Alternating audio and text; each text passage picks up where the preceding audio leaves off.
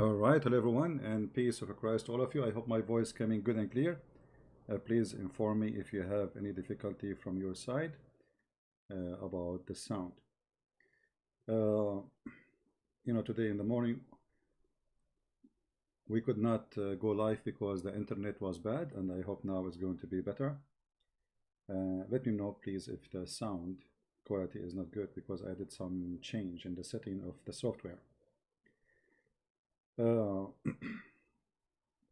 Today we'll talk about many things, and we will try to make it short so you guys can download the video easier. And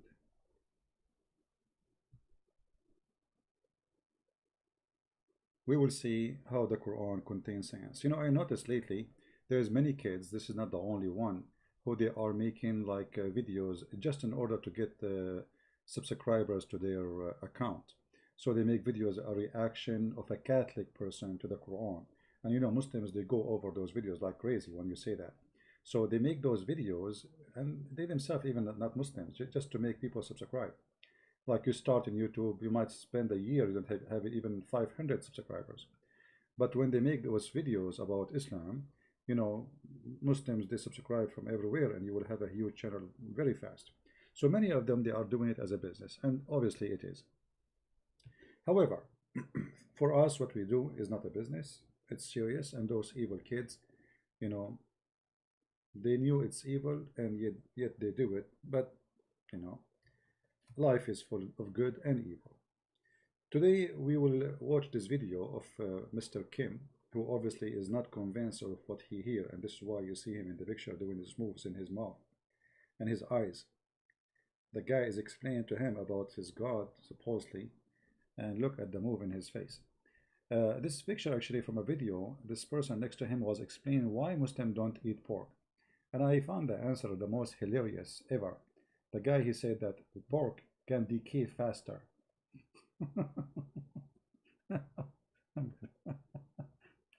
In fact, the Quran did not say really don't eat pork. The Quran says you eat pork if you cannot find something else. So it's forbidden for you to eat if there is available different food. But if there is not, and you are hungry, you eat pork. And this is telling us that the pork is not bad, because how come the Quran saying that you can survive with pork and it's okay? Suddenly Allah compromise? What about Allah? He bring you the food you like. I mean, you are dying, let us say. So why need to eat pork? Isn't it Allah is the one who supports you? And pork is haram? So this is a very funny statement. The sound is slow. Oh, you mean my sound is not too strong?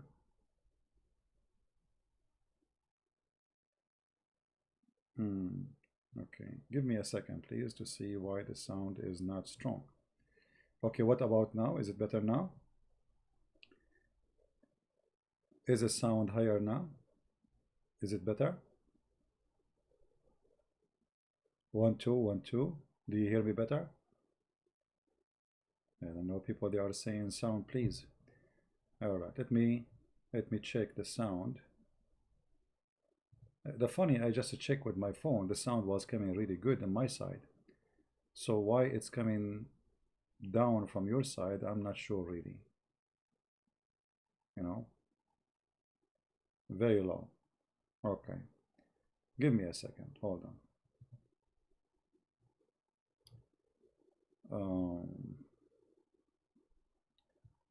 All right, sound. Okay, I guess now you cannot complain, can you? Is it good now?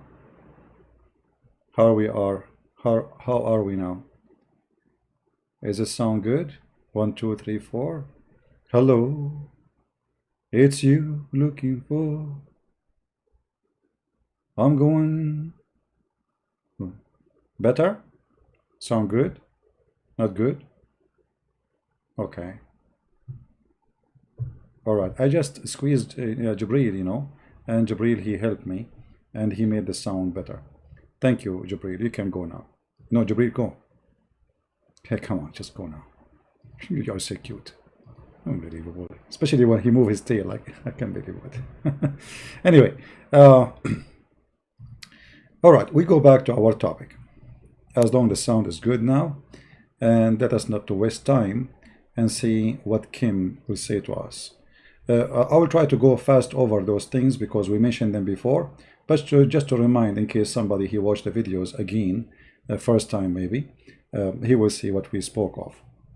So this is Mr. Kim, and he was like, wow, surprised about the Quran. Okay, surprised about what? We will see.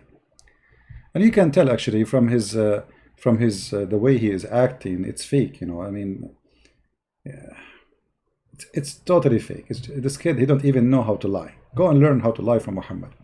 Listen carefully. Water is essential for all living things. We all know that water is vital to life, but the Quran makes a very unusual claim. We made every living thing from water. Will they not believe? Quran. In this verse, water... Quran, oh, right there. Quran, oof, oof, oof, right there. I mean, everybody knows that people live by water. Without water, we die. I mean, look, no, the Quran, guys, the guy in the video, he said the Quran made a strange claim. I mean, how the Quran making a strange claim by saying the water is very important to life? Like, do we usually drink gas? And now Quran discovered that we can live by water. So the Quran made a strange claim. Look, did you hear it? Did you hear it? The Quran made this unusual claim. Unusual claim. This is never heard before. It's a very unusual claim. Wow. We made every living thing from water. Will they not believe? Quran. In this verse, water is pointed. You know, just to tell you, by the way, my family, my grandfather, he never drank water. You know, we Arab. Usually, we used to, you know, drink Pepsi Cola. You know, 7-Up. This is why my grandfather, he used to walk 7 steps a jump. You know, so when Allah, he said in the Quran that something like this about the water, that was like shocking. Like in the Quran. My dad, he heard that same happened to Kim. Same what happened to my dad when first time he saw it. You know, he said, I need to go to the bathroom. However, this is a stupid statement because this is a contradiction for the Quran. For the Quran says, Allah created creatures have nothing to do with water. And chapter 55, verse number 15, as an example, Allah, he said, he created the genie from fire free of smoke. And there's nothing in this fire, no water, it's fire. It's totally the opposite of water. Fire and water, they are not the friends, correct? So from fire, we created genie. And not to forget to mention that Muhammad, he made it clear that the angels are made from light. So neither the light, neither the angels, neither the genie are created from water. But the Quran, remember, says, we created every living thing from water, which is obviously a stupid contradiction by the one who made the Quran. The first one got busted. It's so stupid. But, you know, when you are desperate, looking for something to make it as if it is a miracle, you know, I don't blame them. They have empty, bankrupt religion. So they have to fabricate stories in order to make people believe in such a thing. Let us go to the second one. I'm not going to play all the details because we could then bust it already. You can watch it yourself. Number 2, the iron. Iron. Iron is not natural to the earth. Iron. It did not. Iron, did he say iron is not natural to the earth? Did he say that? Okay, I want you to take note. Iron is not natural to the earth. Take note of that. Form on the earth but came down to earth from outer space. Oh, really? This may sound strange, but it's true. It's true. I mean, guys, just go to Google right now and you will find that iron exists always in the earth. Because you see, when you say that the iron came with meteor, which is science says this is true, but meteor is not what made the iron in the earth. The earth already, the magma, which is in the core of the earth, have a lot of iron. This is why volcanoes area, you will see that the soil for farming is so good, for it have many, let us say, necessity for trees and grass and things to grow very well. Very healthy farming can be done in this area. Why? Because there is many things come from the magma, and one of them is the iron. And actually, the human being, his blood have iron. So if Allah sent the iron to the man, that's mean the man, when he was on earth, he have no iron too in his blood. Because remember, he sent it to him. And the funny is, when we go to the verse in the Quran, and we read about the iron, you will see it says that Allah, he sent down the iron, and he sent down the messengers, and he sent down the book, which means the Quran, he speak about everything as sent down. Anything, you know, is sent down. So how come the iron is now mentioned that it is sent down physically? Because you will notice here we send down the messengers, we send down the book as balance, we send down justice, we send down the iron, which is a material for mighty war. The Quran speaking about that Allah gave you the sword so you can slaughter each other, for he is the devil. Actually, just to show you how the Muslims, they try to fool people, isn't it the Quran says that Allah, he sent down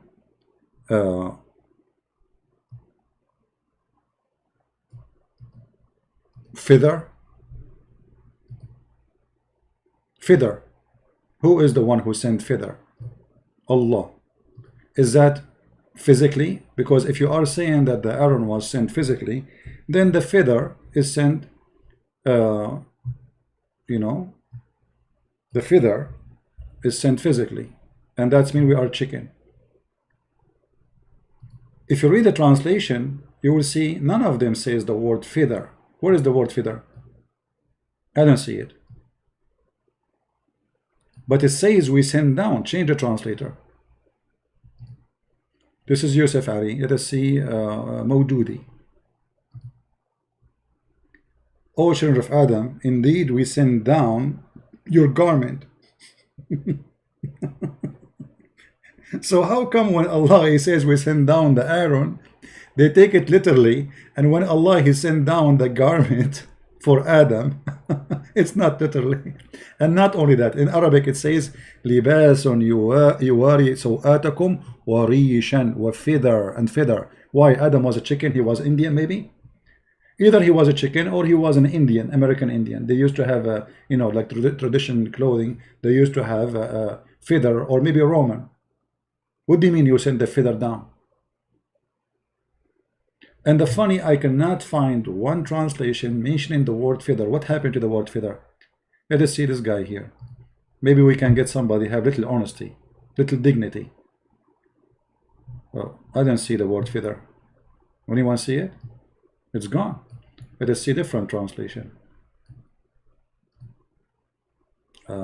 This is Itani. Let us see different one. Dararabadi. Where is the feather? It's gone. There is no feather. The word feather is gone totally. You know, because it's funny and stupid. Let us see maybe different one. Let us see. What about this one? Here we go. Finally, we found somebody have little dignity, and he put the word feathers. Do you see it? Do you see it? Brother, according to science, brother, there was no feather in earth, brother, and then Allah, he sent it down to earth, brother. And brother, your garment, brother, is made by Allah, not in China. If you don't believe me, brother, flip the ticket in the top of your back and you will see it says made in Allah, manufactured in 7 galaxy behind the 7 seas by the 7 Majid. Do you see the hypocrisy and how they try to fool people? We send down, this is the chapter 7, verse number 26. So this is obviously stupid and it's a garbage. Not only that, but isn't it Muhammad, he said that Allah, he created, because the guy in the video, he says It took them millions of years, tons of millions of years for the meteor to come. But look what Muhammad he said. Just to show you how those people they lie. I mean, they don't they don't even have dignity to present their religion. Those people obviously they are ashamed of their God, and they fabricate things to make their God look good. Otherwise, I cannot find a reason for somebody, he's a believer, he fabricates things to make his God look good. Obviously, they are ashamed of it. Allah the Exalted, the Glorious, created the clay in Saturday. And he created the mountains in Sunday. And he created the trees on Monday. And he created entire labor the Tuesday. And he created the light in Wednesday. So according to the Quran, you see, in the Bible, you will see that God, he created heaven and earth. Heaven is created because you need to put the earth. You cannot create the earth if there is no space. You have to have a space for it, right? So God created heaven and earth, and then and God said from the beginning, let light be, be light, and light was. The word Wednesday in the Bible is speaking about creating the sun supposedly, but the light is already exist. Here Muhammad is trying to copy from the Old Testament, but he is, as usual, he fabricates many things and he adds stories, and it can be so stupid. So look what happened. Allah created the clay in Saturday, but in the video it says it takes millions and millions of years. But Muhammad said he created that in Saturday.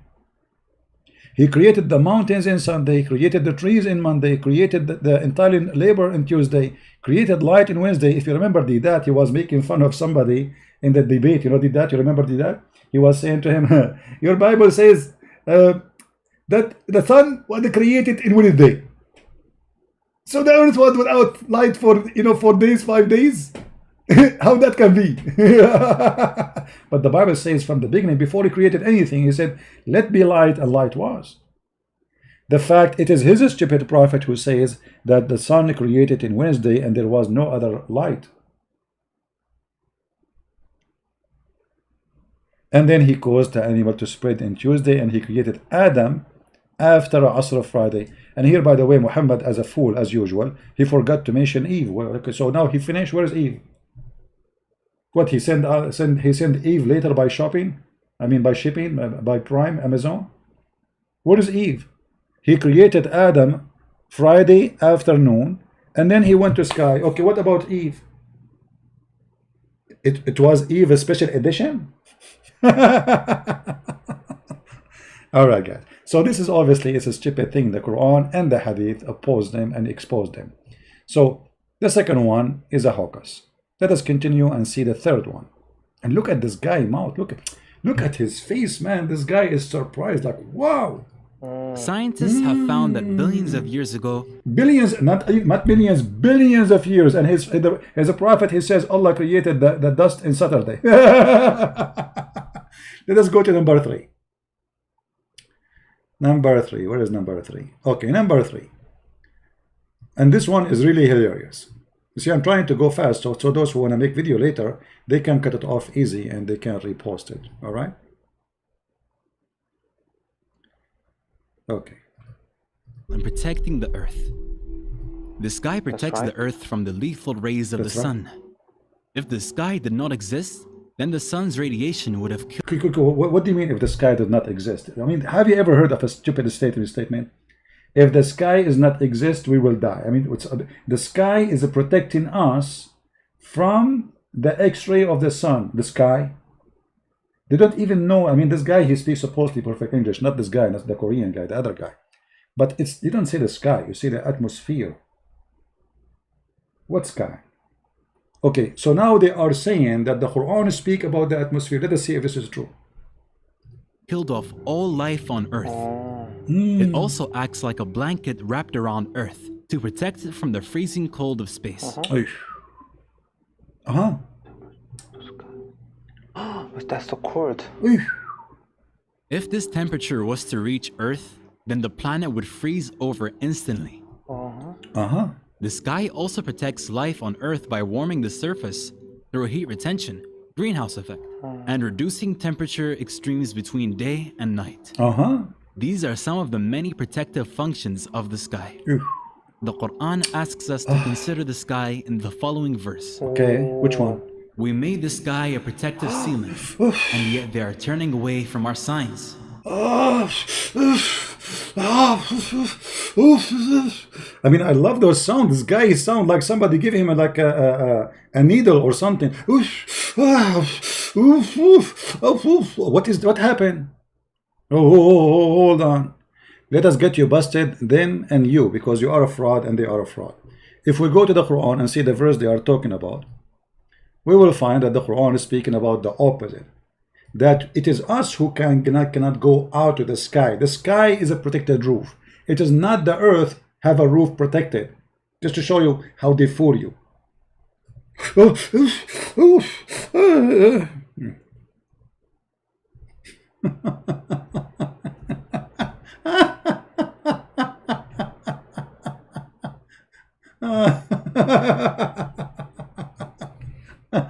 Just to be sure, what was the verse? What was the verse? Just to be sure that we are quoting the correct one. Let me zoom in, because there's many verses speak about this thing. So we can quote the same verse, so they will not say, oh, he did not quote the same verse. It's very small to see. Hold on. Yeah, 21:32, correct. 21:32, perfect. That's the one. All right.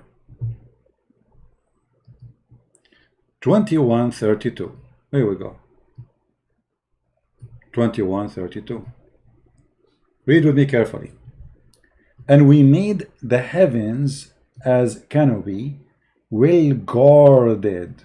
Who is guarded? The heaven. Do you see it? What is guarded? The heaven.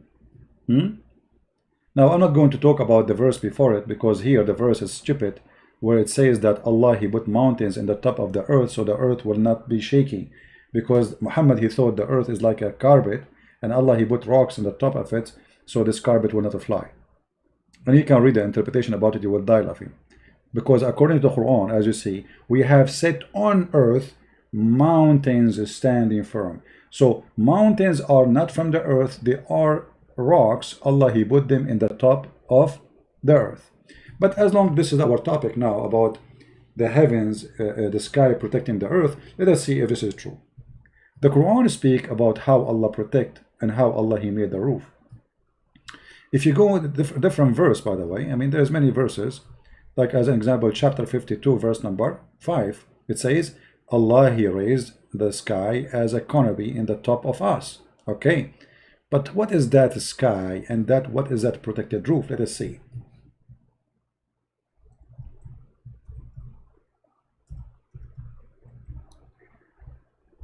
Muhammad, as all frauds, he have a lot of legions in his book. Chapter 15, verse number 18, speak and tell us the answer for this question. According to Muhammad, the genies, they try to steal information from Allah. So Allah, he guarded the heaven. Do you see? Allah, he created the heaven. Read with me carefully. This is a chapter 15, verse number 16. It is we who have set the zodiacal sign in the heaven, and we made them fire seeming to all beholder. Okay, fair seeming, sorry. So Allah, he created the stars for decoration, so we can see it. And this is stupid. Why? Because the stars we can see by our naked eyes is very little. And actually, even the stars we can see with the most advanced telescope is still very little, because we cannot see the whole universe anyway. And then he says, and we guarded them. We guarded what? The heaven from every cursed shaitan, Satan. How? But what does that mean? Because they try to gain hearing and steal. So Allah, he pursued them by a flame of fire. Do you see it? So do you see how the verse was talking about that when shaitan, he tried to steal information or he fly out of the earth, Allah will shoot him in his ass. They made it about the atmosphere, because as you see, the atmosphere in the Quran is where the stars are located based on this, because this is the lowest heaven. If you go to different verse in the Quran, you will find the following.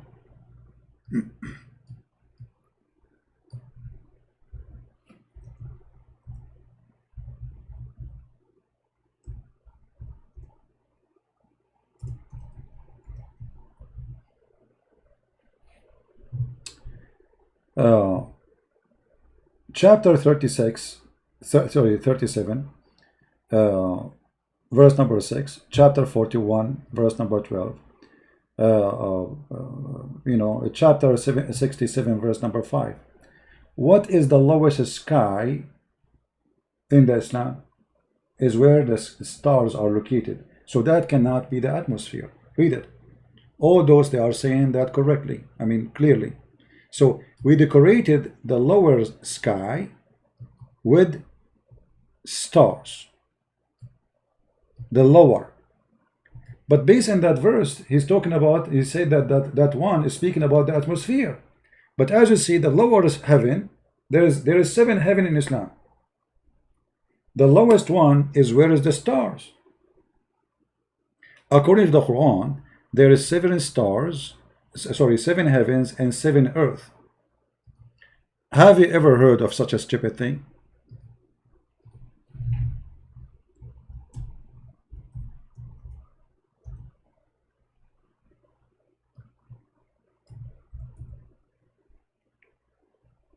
Chapter 2, verse number 29, it says, it is he who created for you all things that on earth, and then he created 7 heavens, and he made them 7 heavens.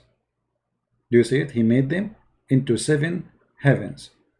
So now we have a verse saying that the lowest heaven is where is the stars are located. So how the verse in the Quran suddenly became about the atmosphere? Huh? Hakim Ibrahim saying, why you did insult George Floyd? My friend, George Floyd shoes is better than your prophet. We never insulted him. You are a liar like your prophet. Get out of here. Get out of here. My video is still there on my channel, you scumbag, like your prophet. You see how they try to lie? I mean, liars, they are liars like their prophet. When I insulted the guy, you stupid liar. Filthy like your prophet, you have no dignity. I mean, the Christian prince is alive and you are saying lies about me in my present. Here we go. You brought an insult to your prophet. The shoes of George Floyd is better than the most honorable prophet in Islam, which is Muhammad. His underwear is better than your prophet. The guy is a poor guy, is not a caravan rider. He needed $20 only. You're a prophet. He have 13 wives in his house. 13 houses, 13 wives. Still he was riding caravan and raping women and stealing money. This guy is a poor guy trying to feed his family. Your prophet was riding caravans for what? For he is a thief. He's a fraud. He kidnapped women. George, he never did that. So the shoes of George Floyd is better than your prophet, peace be upon him. Thank you very much. Now we go back to our topic. It is he who has created for you all things, and he made the sky seven sky. And he, in this place, is where Allah, he made the stars.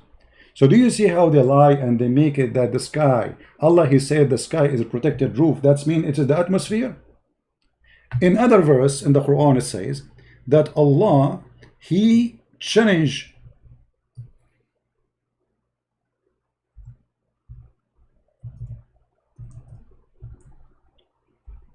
the genie and the human being to leave the zone of the earth, and if they do, Allah will shoot their ass with the stars. Chapter 55, verse number 33. O assembly of jinn and men, it be you can pass beyond the zone of the heaven and the earth, pass ye not without authority, and you shall not able to ask. Then you shall able to ask. You ask the Muslim, they say only angel of Allah and the prophets Muhammad, he can pass. Anyone else, if he try, what will happen? Read carefully in the same Quran, verse number 35. It says, you will be sent, O ye evil ones. This is between two brackets, not exist. You will be sent, they will send on you a flame of fire, which is a star. Do you see it? This is what is the protected the sky is. Allah protect the sky, not the earth. It is us, we cannot leave the earth. You see how they lie? They make it the opposite. When the Quran is speaking about fiction and stupid story that genie want to steal information from Allah, and by the way here, Allah got busted again because just 2 days ago we have a spaceship left USA. Just 2 days ago.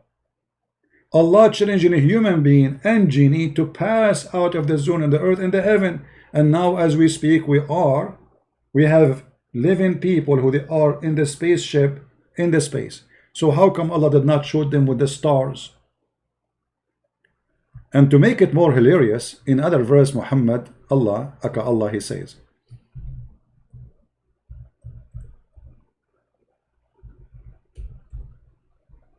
chapter 67, verse number 5, and we decorated the lowest sky. How can see the lowest sky? They made the lowest sky in the video is the atmosphere, but the lowest skies is where the lamps is, the stars. And we made such lamps as missiles to drive away the evil ones. Do you see it? So Muhammad the stupid, he's trying to describe why he is in the desert. He sees sometime some meteor falling down. So the stupid guy, Muhammad, he thought those are stars. And Allah is shooting this evil shaitan when he tried to go out of the sky. So Allah, scientific, very scientific, clear. So do you see how they fabricate? This is a book, they speak it, this is about science. I mean, how those people, how come they don't make a video about this? How come in their videos about science, here we go, this is about the sky, space, Star Wars. This is Star Wars, literally. How come they never mention anything about those verses? Because the whole idea is deception and how to fool you. Let us go back to the video. So this one did not work. The second one is stupid. And look at this guy mouth. Ooh, ah, ooh, ooh, ooh, ooh. What a fraud you are. Let us continue. Okay, so this is number 2 is a fraud. Number 1 is a fraud. Let us see, maybe number 3 would work. What is number 3? Let's see number 3. This is, did we pass number 3? Hold on. I don't think so. Let us see. This is how we passed many actually. Where is number 3?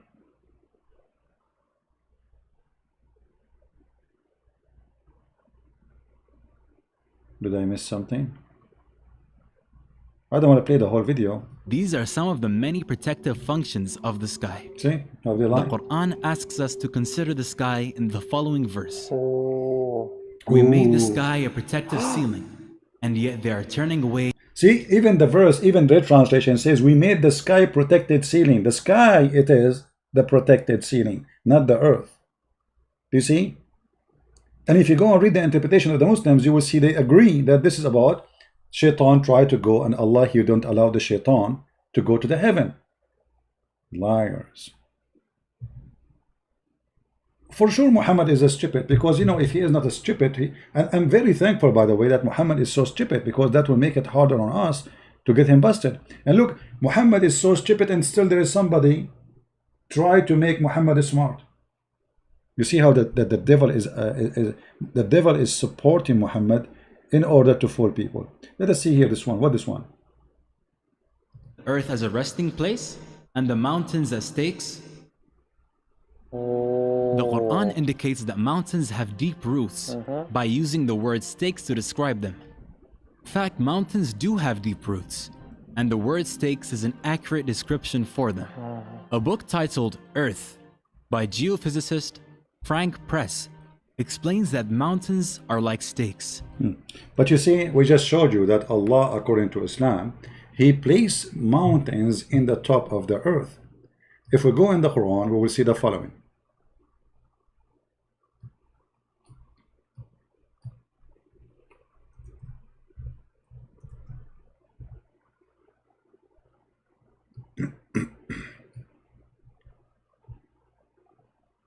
Oh boy. You know, deception is easy to get bust, but if you are naive and you don't have you know, knowledge, people, they can fool you, or very easy. Actually, already we showed you that Allah, he claimed that he placed the mountains in the top of the earth, and the mountain has he firmly fixed. Okay, if you read the Quran, you will see how Allah created the earth here, which is chapter number 79, which is totally contradiction for chapter 41. Take notes. Chapter 41, it says that Allah created the earth and finished everything in the earth, and then he went to the sky, and then he made the stars. Chapter 41 is the opposite from 79. Here, Allah, he created the sky, and then he came to the earth, and he made the earth flat, and then you see the translation, it says he made the earth extended. If you remember, the Muslims, they say that the Quran says that the earth is like a circle. Remember? They say the word dahaha. The fact the word dahaha is a flat. They lie about the meaning of this word, and they say it is circle. If you go to the tafsir, this is chapter 79, verse number 30.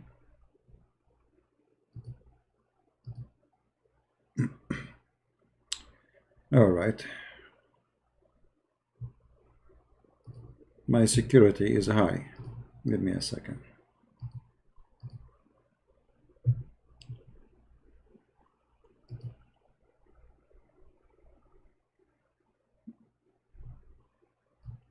All right.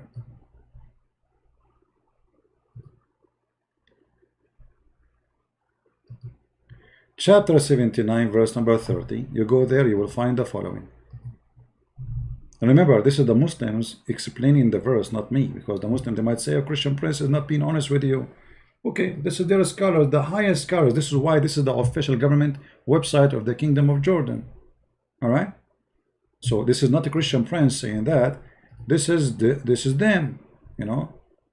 Okay, hold on. We chose the wrong verse. Sorry, verse number 30.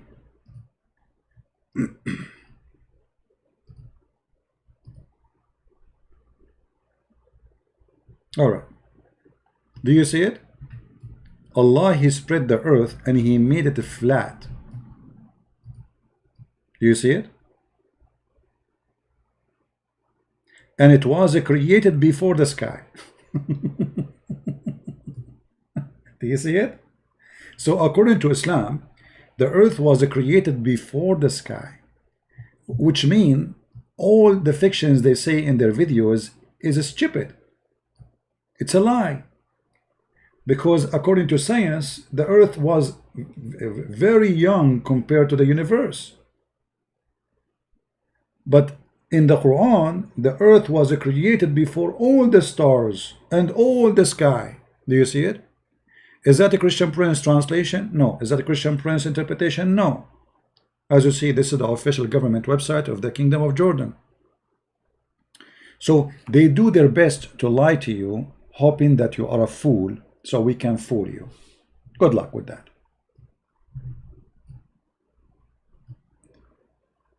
You see, I'm trying to make the video short, but it doesn't work this way. Ah, okay. About the mountains. You see, when they say the mountain, that Allah created the mountains, they say no, the mountain, Allah, he says the mountain is autada. Autada, it have a root, right? The fact the word autada is not a root.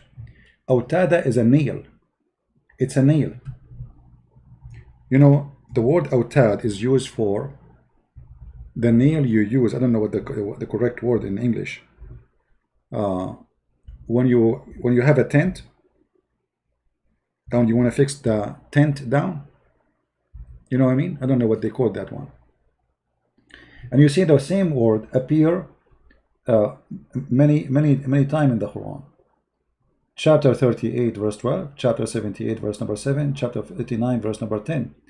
If you click here, you will find the mountains as pigeons, and that alone is enough to explain that Islam is false, because according to Quran, Allah, he dig the mountains in the ground, he fix it in the ground, when the fact the mountains are coming from inside the ground, not the opposite. You know what I mean? If you go right now and you search in Google how the mountains is formed, How the mountains is formed? Let us see. How mountains. And this is have nothing to do with the Christian, Jewish, Hindu. I mean, you can search right now.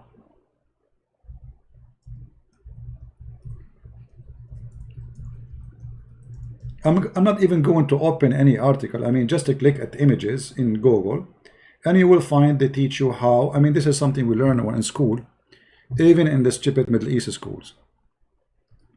This is how the mountain forms.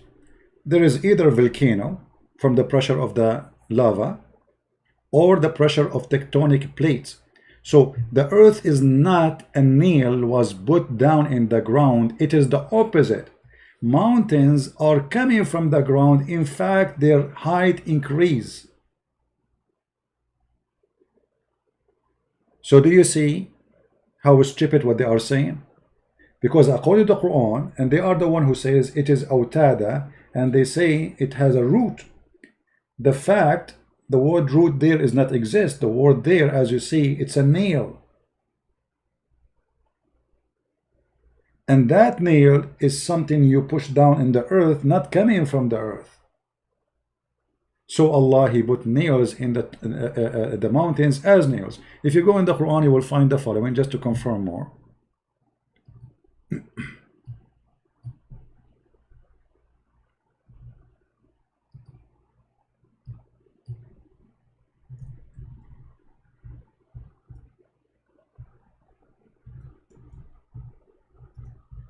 Do you guys, you hear any noise of a fan or anything? If there's a fan noise from your side, let me know, please.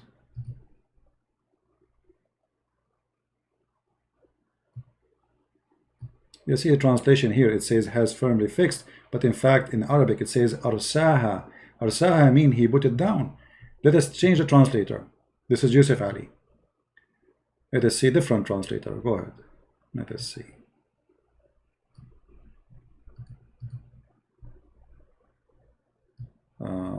Which one we will choose? Karkut? What Karkut?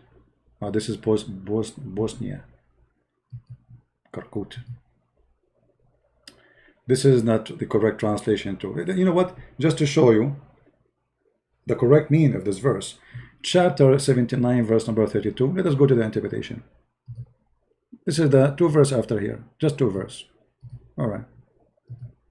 Let us see what the Muslim scholars they say about. Here we go. Again, this thing. I mean, each time I want to open this website, my software give me a warning. Muslim website, what you can do. They think I am a terrorist now.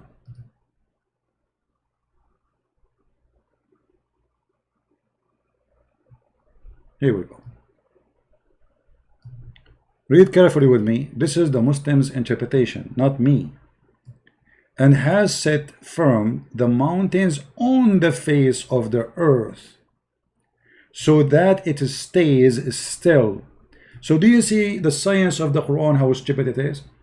So the earth was created, and in Allah, He created mountains as rocks, and then He pushed it down in the earth, and He, in the face of the earth, not down in the earth, in the face of the earth, so the earth will not move. It's in front of you. Let us go to the other miracle. This miracle is not working. It's a fraud, obviously. Maybe the second miracle will be good. Maybe, you never know. I mean, we might get lucky. Tell us more, Dudu. Let us move. See the one after. What is the one after? This one? There's one here. Expansion of the universe was described in the Quran. And it is we who have built the universe with our creative power and keep expanding it. Okay, hold on. Where it says we keep expanding it, where the word it, because when you say it, you make it go back to the sky, right? The fact in Arabic it says وَإِنَّا لِمُوَسِّعُونَ. Did not say mention the sky at all. Said we build the sky, we build the heaven, we build everything, and we can't even do more. There's nowhere the word expand is exist. Let us see if this is true or not.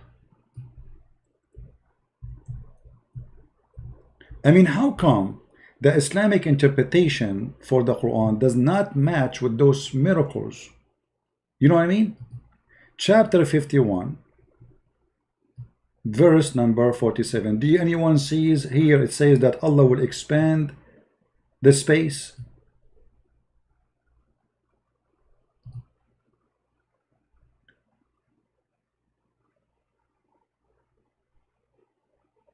If you go to the interpretation, let us see the interpretation. Does it say Allah will expand the universe? And by the way, it is the Bible says, a book written thousands of years before Muhammad exists, that God, he extend the heaven like a curtain. This is in our book. This is in our book, but nobody says the Bible have a scientific miracle, because we don't, we don't believe in God because of science. It's in our book, but here nowhere it says what they are saying. All what the Quran is saying, that Allah, he can do more. Let us see the interpretation, chapter 51, verse number 47.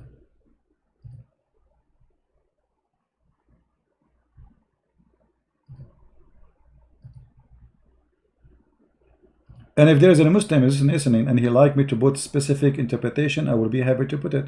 And you will see, he himself, he will regret. Each time I want to open this website, is going to give me this message. Do you see, guys? What is the word expand? How come none of those Arab who speak Arabic very well saw that there is expanding for the universe? Do you see anywhere? Mean Allah is strong. Do you see it? He can do more. He's strong. There is no expand. There is no expansion. Nobody getting fat and nobody getting skinny, and all of this is a lie. Hoping that because you do not know Arabic, we can fool you, and you shake your head because Dudi is shaking his head. Ooh, ooh, wow.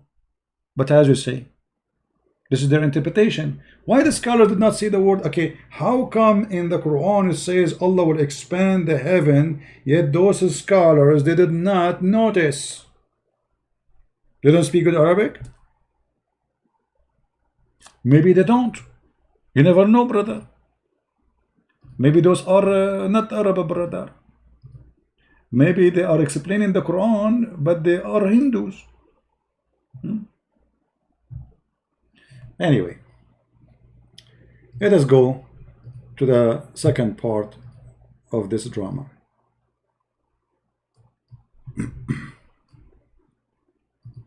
Or maybe those who made the interpretation for the Quran, they are Jewish, brother. Jews, brother. Let us blame the Jews. Okay, tell us more. Let us move to the other one. What is next?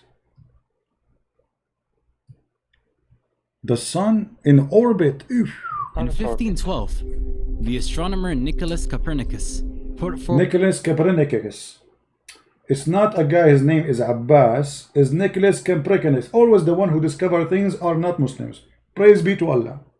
Okay, what this guy, he noticed? Forward his theory that the sun is motionless at the center of the solar system and that the planets revolve around it. The belief that the sun is stationary was widespread amongst astronomers until the 20th century.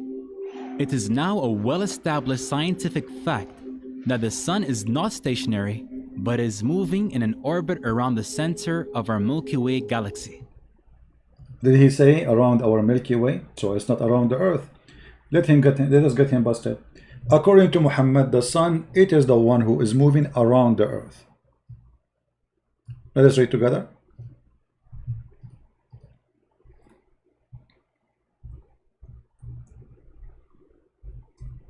And actually he will quote the same verse he is quoting in his video, claiming that this is about a miracle, which is about how the sun have an orbit.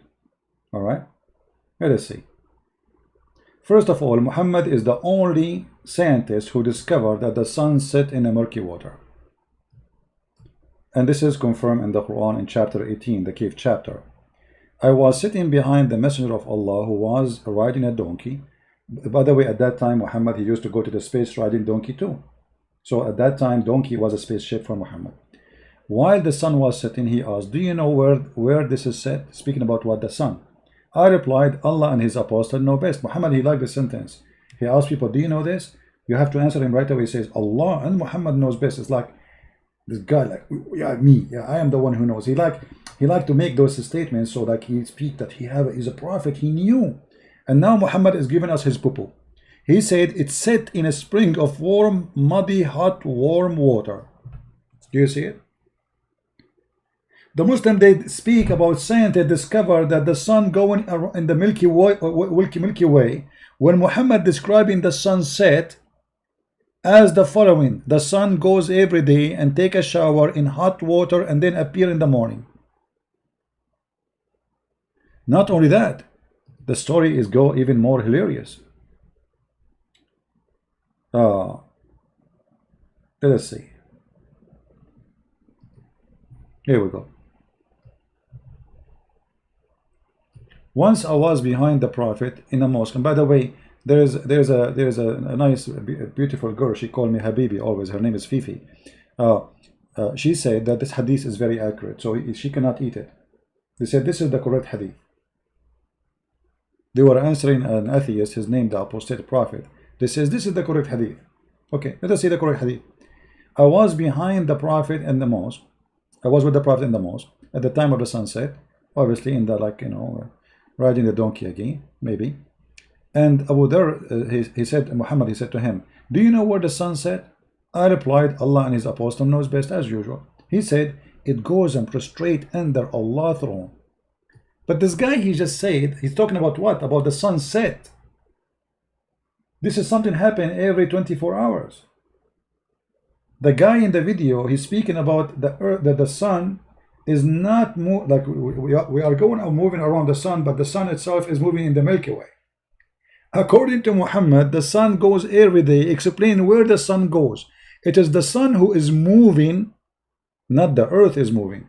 And then he quote the verses they are quoting in the video, and that is the statement of Allah. And the sun runs, and it's a fixed course. This is the orbit. Do you see the orbit? The orbit of the sun, according to the Quran, the sun every day go and sit under the throne of Allah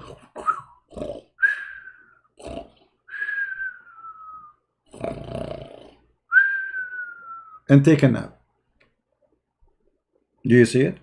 The Muslims, look at the chat. I am showing them the hadith in the front of their eyes, and they are saying to me, stop lying. Guys, can you believe it? Look, let me show you. I am showing them the hadith in the front of their eyes,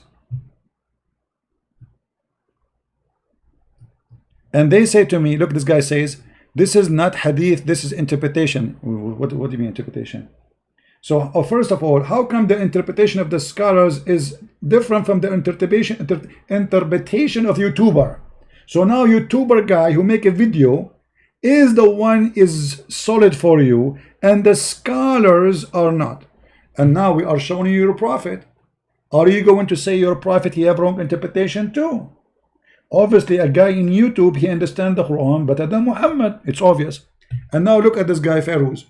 Stop lying, please.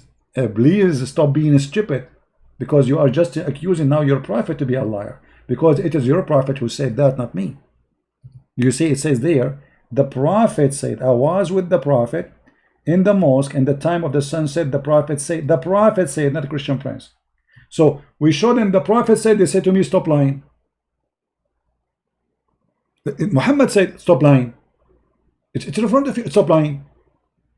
The other guy, he said this is interpretation. Muhammad interpretation is not accepted. Muhammad interpretation is stupid. Muhammad, we don't follow Muhammad.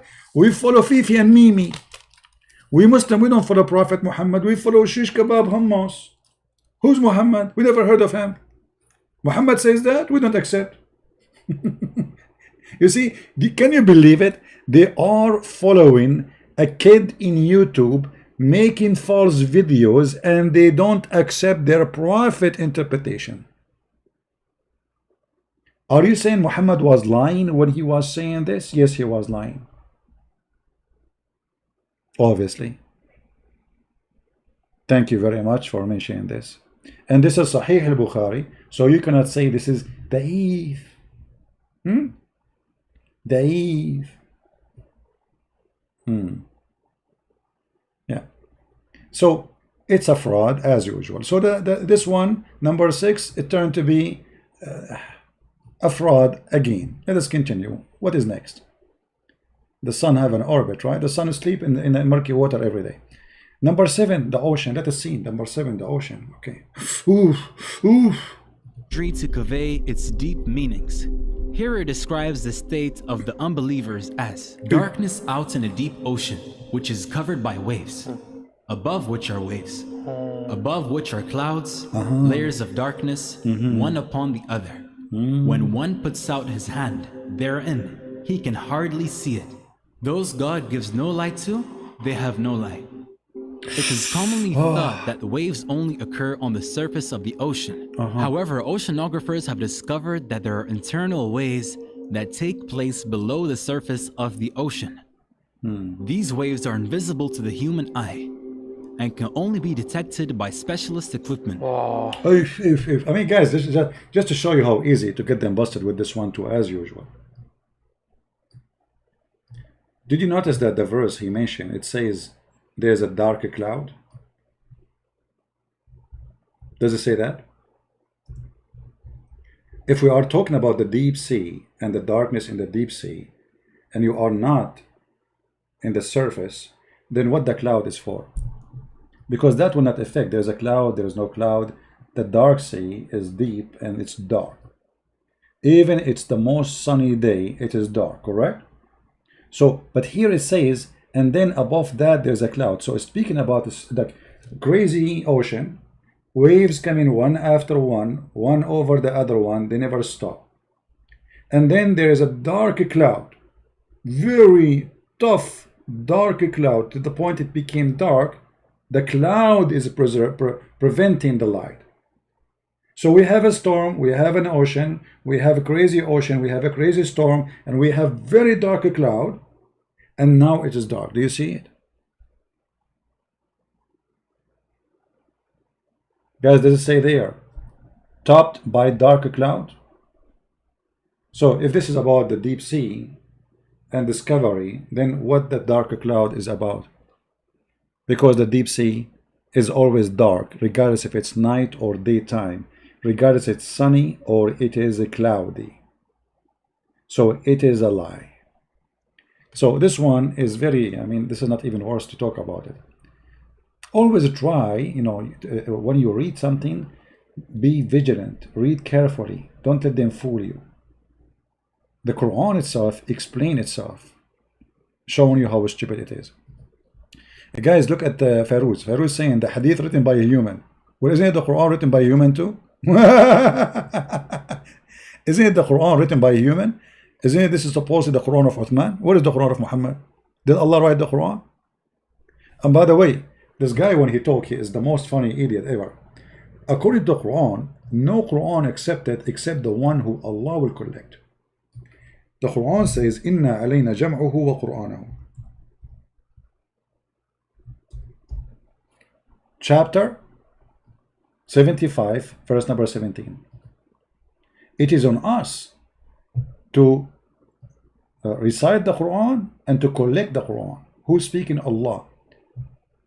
So it is not for Muslims to collect the Quran. It is not for Muslims to preserve the Quran. It is not for Uthman. It's not for Muhammad. It is for Allah. Where is the Quran of Allah? Now what this guy will say, oh, this is written by a human.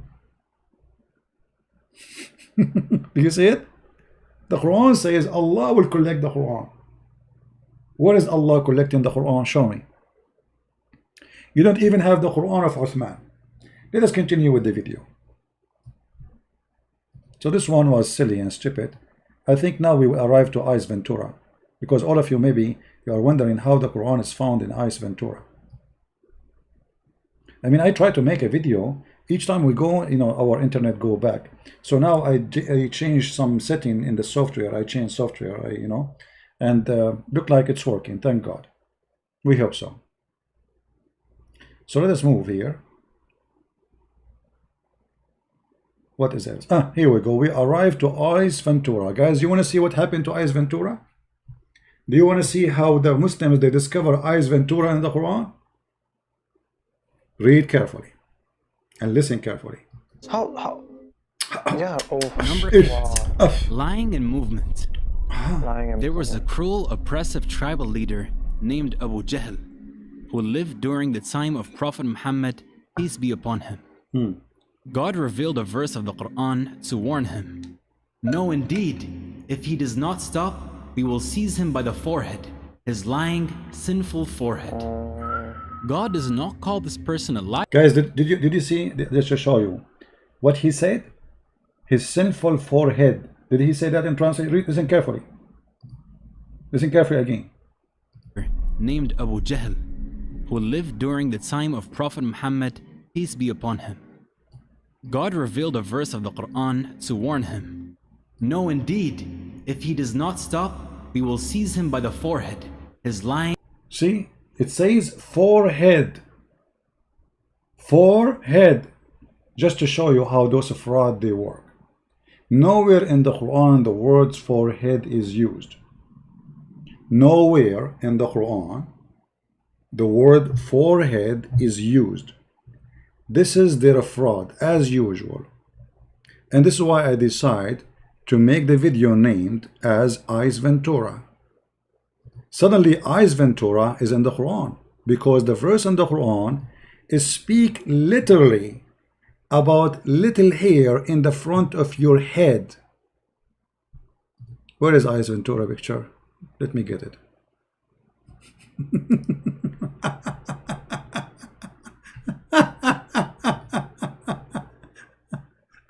What is Eyes Ventura? Hold on, Eyes Ventura, here we go. Eyes Ventura, brother.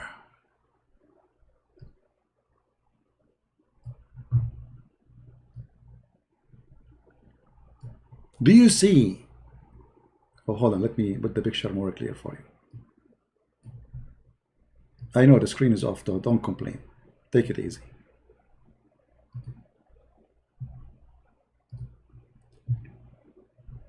What the Quran speak about is the hair in the front. This is how Allah will grab him from there. You cannot grab a human being from his forehead. Why? It's a tail. There's a handle there. So you grab him from his hair. How we can prove that? This is what it says. Go, all of you, read the verse. Just read the verse. You will find that all translation does not say what he's saying in the video. If we find that all the translation of the video of the Quran never said what they say in this video, the question, why they are lying? You know what I mean? Why people who they are religious, when the Quran is speaking about this little tiny thing in the hair in the front of your head, in case you have that hair there, you might be bald. This is what the Quran speak about. Nasiya. Let us go to the Quran and see the word. Give me a second. I mean, I cannot believe it. How trashy, how low class, and how they try to fool you, hoping that you are a donkey. You know what donkey mean? Donkey is someone who don't want to go and check out what people say. Anything I say to you, I show in the screen. However, I advise you to go and check it out yourself. All right? So here in the translation, he said forehead. Let us go to the Quran. Right in the front of your eyes. And I will use only Muslim translation.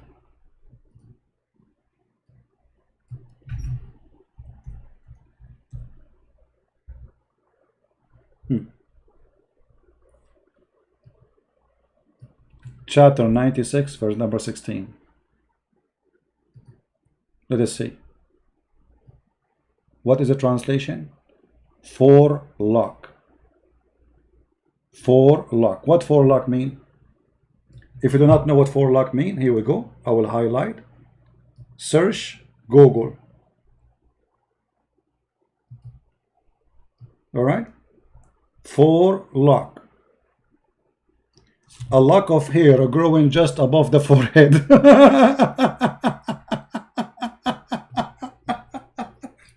Suddenly it's about the brain, about the head, about the front area of the brain, where is memory and lying. It is the hair. It is the hair of Ice Ventura. Do you see it? This is what forelock is, especially if you are a donkey.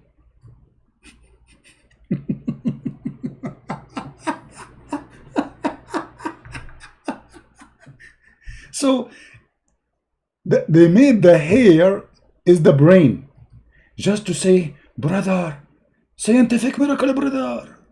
How the Quran knew that? Huh? Fairuzi is saying, how we can trust a website, you idiot. Who care about the website, you donkey? You are a certified donkey, Fairuz. Just don't come ever here again. You are stupid. You stupid. Open your Quran. Don't trust a website. What's wrong with you? Are you a donkey or what?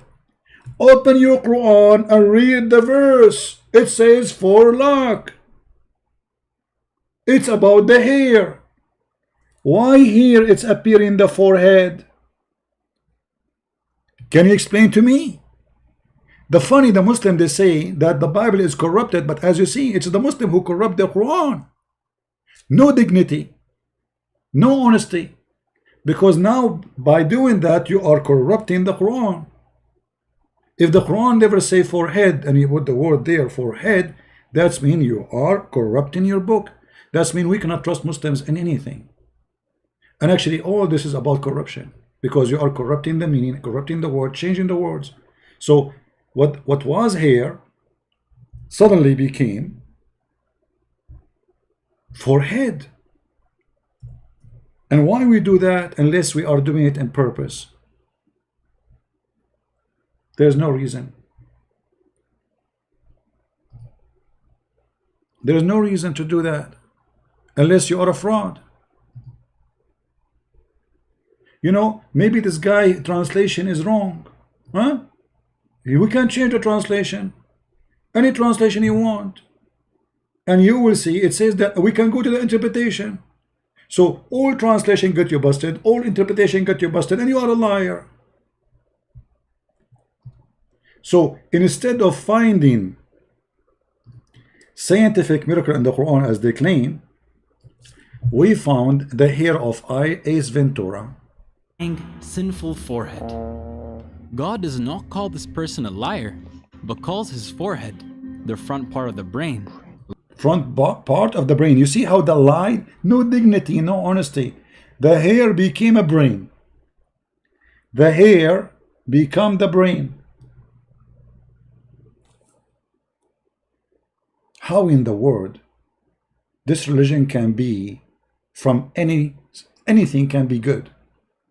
Why they are lying? If we go right now to the interpretation, what we will find? It says the same. Chapter 96, verse number 16.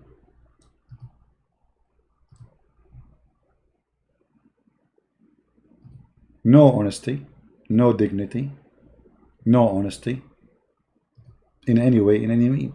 You know, you cannot trust anyone, he's a Muslim, teaching you about Islam, because they prove to us over and over that they are willing to lie just for the sake of gaining points.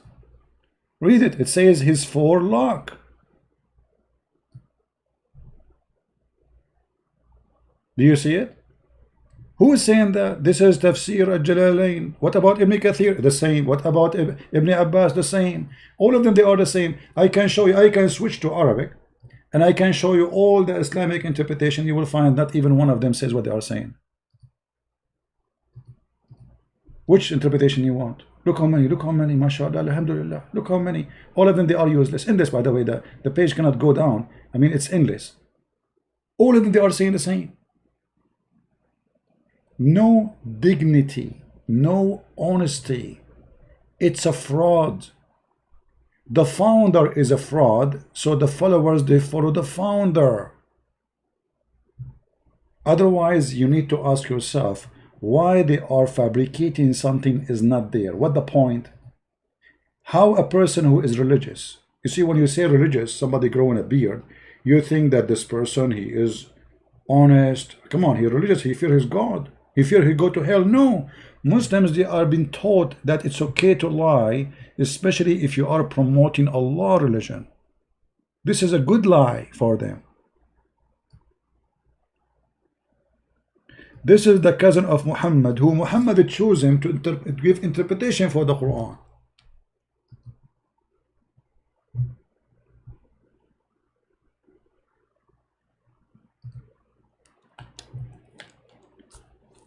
So my friends, I have a, all of you, you have my book, Quran and Science in depth, right?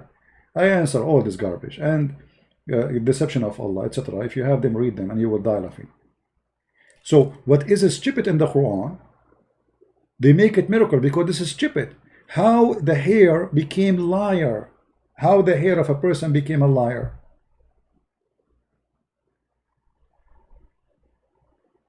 The guy, obviously, he have a nice hair, and Muhammad is upset from his hair.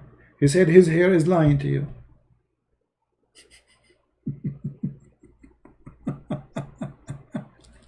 But what hair have to do with the brain? Suddenly, what the Quran is saying is hair. Suddenly, the brain of a human being is in the hair. No dignity, no honesty. You cannot trust them. You cannot listen to them. Never learn Islam from Muslims. This is my advice for everybody. I have my videos by thousands, English and for free. And they are translated to many languages. And actually soon I'm going to release a couple of books for free too. All right. You know all of you that we support ourselves by the books we make, right? However, I prefer to sacrifice very good amount of my income and reach to people who they need badly my books.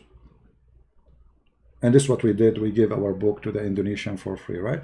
So I hope soon I will be able to release some translations in other languages so people they can read and for free, even though for us, all of us, we need to make money. This is how we make living. If you go to the gas station, you say Christian Prince, still you have to pay for gas, right? But it's more important to help people, especially who they are poor, who they cannot afford to read and to receive, to give them for free. And the Lord, at the end of the day, he is our provider, right? Thanks to all those who support us and they donate.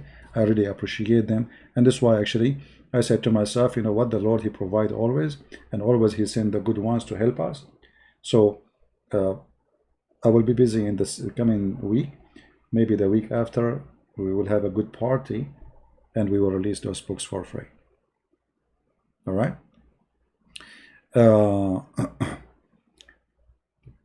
Yeah, I wish I can everything I do for free. I mean, what I can do, but sometimes at the end of the day, you have to make living, I mean, everything around you. If you go to the store for 5 minutes, you come back, you spend $100. Still, I'm not complaining, by the way, because thank God everything is good. I mean, America is cheap comparing to other countries. Not like Europe. Europe is very expensive. So God is good, and the Lord, he is always our provider, and I cannot complain. Never, this is what I learned through my journey with life. You struggle, but always the Lord, he opened doors. And actually, the more you struggle, the more doors open. This is my experience. The more you go through hard time, the more easier it gets.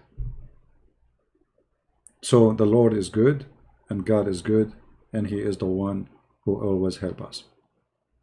Are you working in Quran translation? I'm working, but very slow, because as you see guys, when I finish from here, you think I'm done? Questions. Can you talk to my son? Can you talk to my daughter? I have my husband, he's a Muslim. I have etc. I want to leave Islam, but my family. I mean, I have a lot of work under the air, because most of those people, they don't want to speak live on air. Either they are scared or they are shy or etc. And I understand, Islam is a scary cult. So people, they need reference. I mean, if you open my Skype, please don't send me message in Skype. I cannot read your message. One of the bad things about Skype, if you send me a message a year ago, it's not going to appear in the top. It's going to appear where it was a year ago. So I have thousands of messages. And each one of you, he think I saw the message. It's impossible. All right. Farouz, the debate very. My friend Fifi, I like Fifi. She is very nice. However, why you don't ask Fifi to give me his Skype? I will call him now. Guys, how many times we said we call anyone? Here we go. I'm here every day. I mean, do you dare to debate Fifi? Fifi is scared from me. He's hiding. Where's Fifi? Here, give me Skype. I will call him. Fifi. Fifi, Mimi, Susu, I don't care. All of them, they are beautiful girls for me.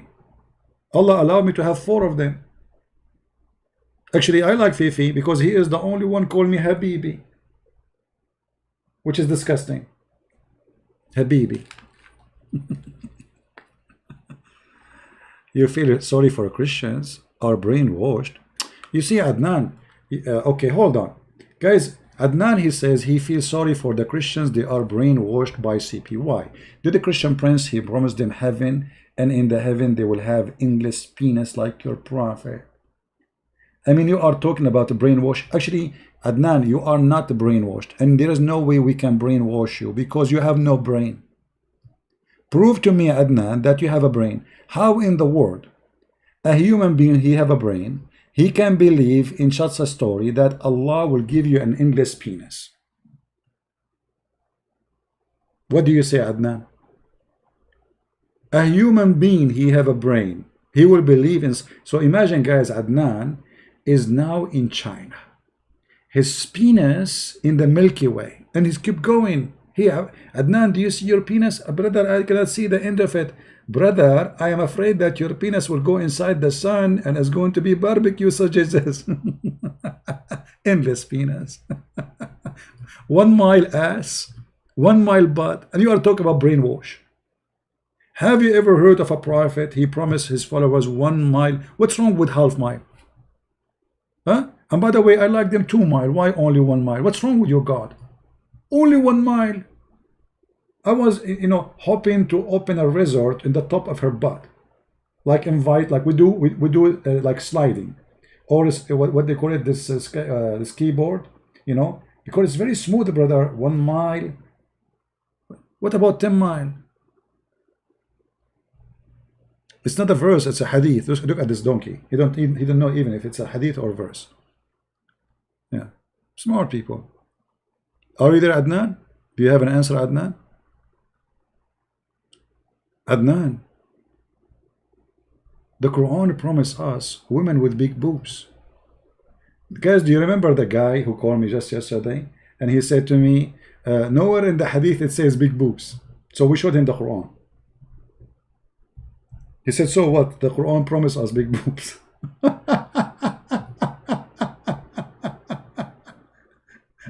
Yeah. Look at this translation. Guys, look at this translation. This guy, he did not say big boobs. He said his swelling breast. Swelling breast.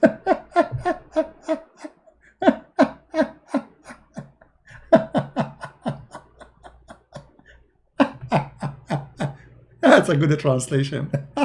Swelling breast. This will remind me of the hadith where Zainab, she said after Muhammad, he flirted with her in the house of her husband, which is the son of Muhammad by adoption. She said, each time Zayd, he tried to have sex with me, Allah, he made his penis swell. Ouch, that hurt. Thank God it's not me, her husband. Guys, imagine the prophet, he flirted with your wife, and now you want to go and sleep with your wife. Allah will not let you do it. Don't even try to get close to her. Allah will close the door of the van over your penis. Why, Allah, why you close? Because I want to make your penis swell. How dare you to sleep with the women? The prophet, he flirted with her. But she is my wife, not his wife. I don't care. I'll curse you. I will make your penis swell.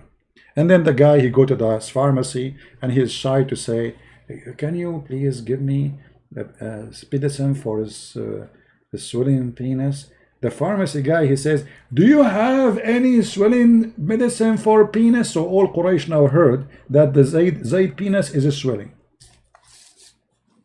Like the guy who go to the grocery store, he want to buy a condom secretly. Do you have condoms? Condoms? Yes, we have condoms. They are there in the shelf.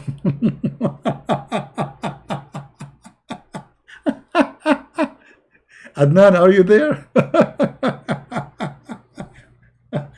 What a hilarious cut. Stupidity is amazing. Beyond the amazing. Stupidity is amazing. And they are talking about brainwash. Do you have a brain? Do you have a brain? Look at this. Cup overflowing. Cup of what?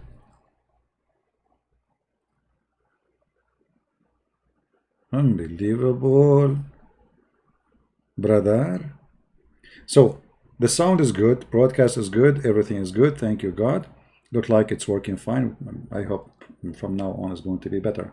We did some tricks to fix it. Maybe it's working now, and we hope tomorrow will work. So guys, I'm going to stop here so you guys can download the video, and those who want to translate, they can translate. I want to say thank you for being here, and don't forget again to share, download, translate, for always good work is needed.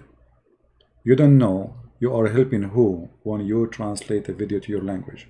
Maybe your own family, maybe a child from your family, maybe a child from different family, from a place but you save the soul from being fooled. For me, I'm sick of this cult. I don't even need to debate it. I mean, I can leave my finger in a room, have all the Muslims in the world, and my finger will scare the hell of them.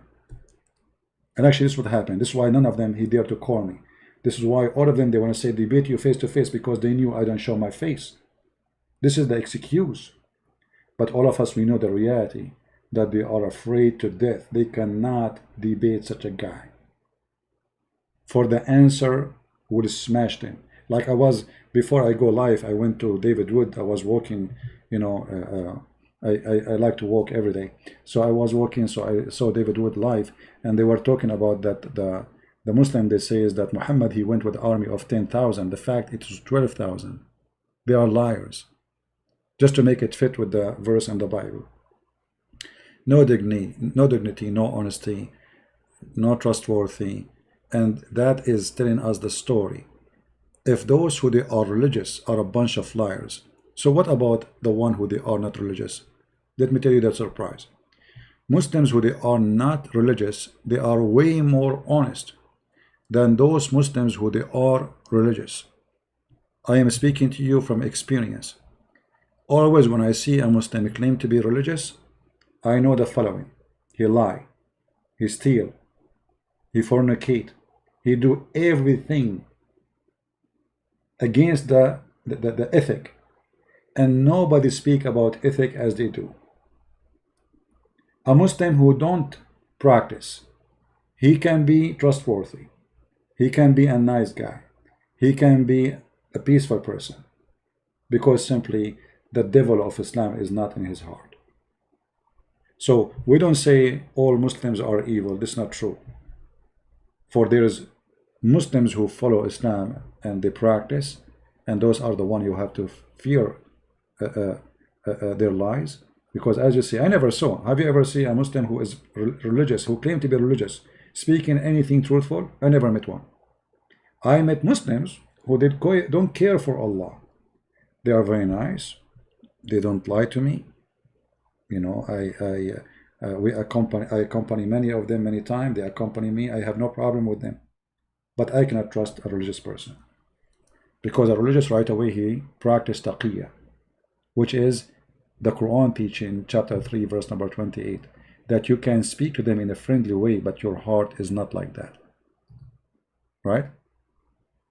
Adnan, guys, just to show you why Islam is stupid. If Islam is not stupid, why Muslims are not smart? I challenge you, CP, prove the Bible is not corrupt. Adnan, just listen, my friend. You just prove to me that Islam is a lie. Why? Because the Quran says that Allah is the one who sent the Injil. So what Adnan is saying to us, that the book of Allah is corrupt. So what Adnan is proving to us, that Allah he got a big nail in his bum. He sent the Torah, he sent the Injil, and this God, nobody cared for him, and they screwed him. This is what you are saying to us. Because chapter 3, verse number 3, and there's tons of verses in the Quran saying that it's Allah who sent down the gospel and the Torah. And Adnan saying to us, the Torah of Allah and the gospel of Allah is corrupted. So what's my problem? Do you understand? Guys, do you understand? Usually Muslim, by the way, when they say this sentence, Christian, they go into defense, right? You defend. They say, no, it's not corrupt. No, don't defend. He's speaking about his Quran, speaking about his Bible, speaking about the Torah of Allah, the gospel of Allah. For us, we don't believe Allah sent anything. So what he is saying to you, that the book which Allah sent is corrupt. So what's my problem? Thank you very much. You just give us additional proof that Allah cannot be God. No, you do not need to prove it. Here we go. You know, agree the Bible of Allah is corrupt because Allah is corrupt. How you can corrupt the book of God unless he is a fake God? Correct, guys? As long the Quran agree and admit with you that it is the one who sent the Torah and the gospel is Allah. And then you say to me, you want to prove to me that the Torah of Allah is corrupt. I do not need to debate me. I agree. Everything about Allah is corrupt. That proves that Allah cannot be God. Okay, you know what, Adnan? Just to show you, I will go with you. Guys, we have a guy here. His name is Adnan. He can prove to us that the Torah and the gospel are corrupt.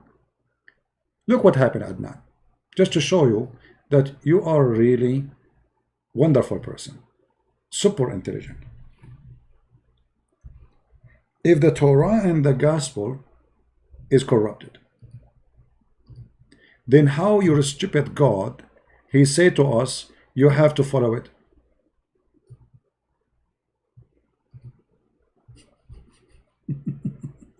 In the time of Muhammad. Chapter 5, verse number 68, and other verses, saying, O Christians, O Jews, you have nothing to stand upon unless you follow the Torah and the gospel. Okay, so I want to follow the Torah and the gospel where it is. The Quran at that time is speaking about the book they have in their hand. This is 600 years after Jesus. Allah asking the Christians to follow the Torah and the gospel. And this is the same book we have right now. So your God, Allah, is stupid then. Not only that. No screen? Oh, sorry, guys. I apologize. Do you see it? Chapter 5, verse number 68. Same time, as long the Torah and the gospel are corrupt. So how come Muhammad he say this?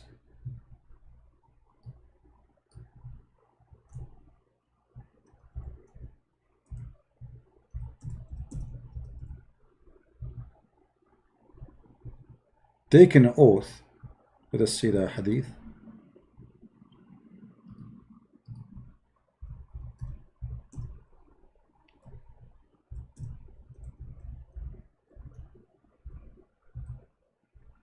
All right.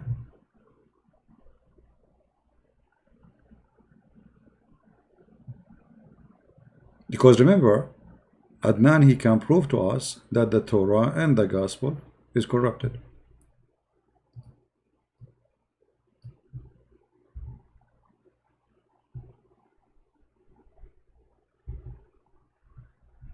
Where is the hadith? This website is horrible. Hold on.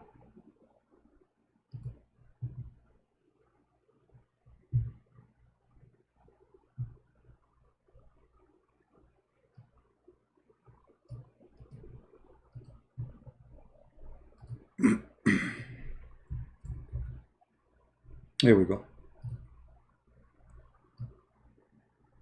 You're a prophet.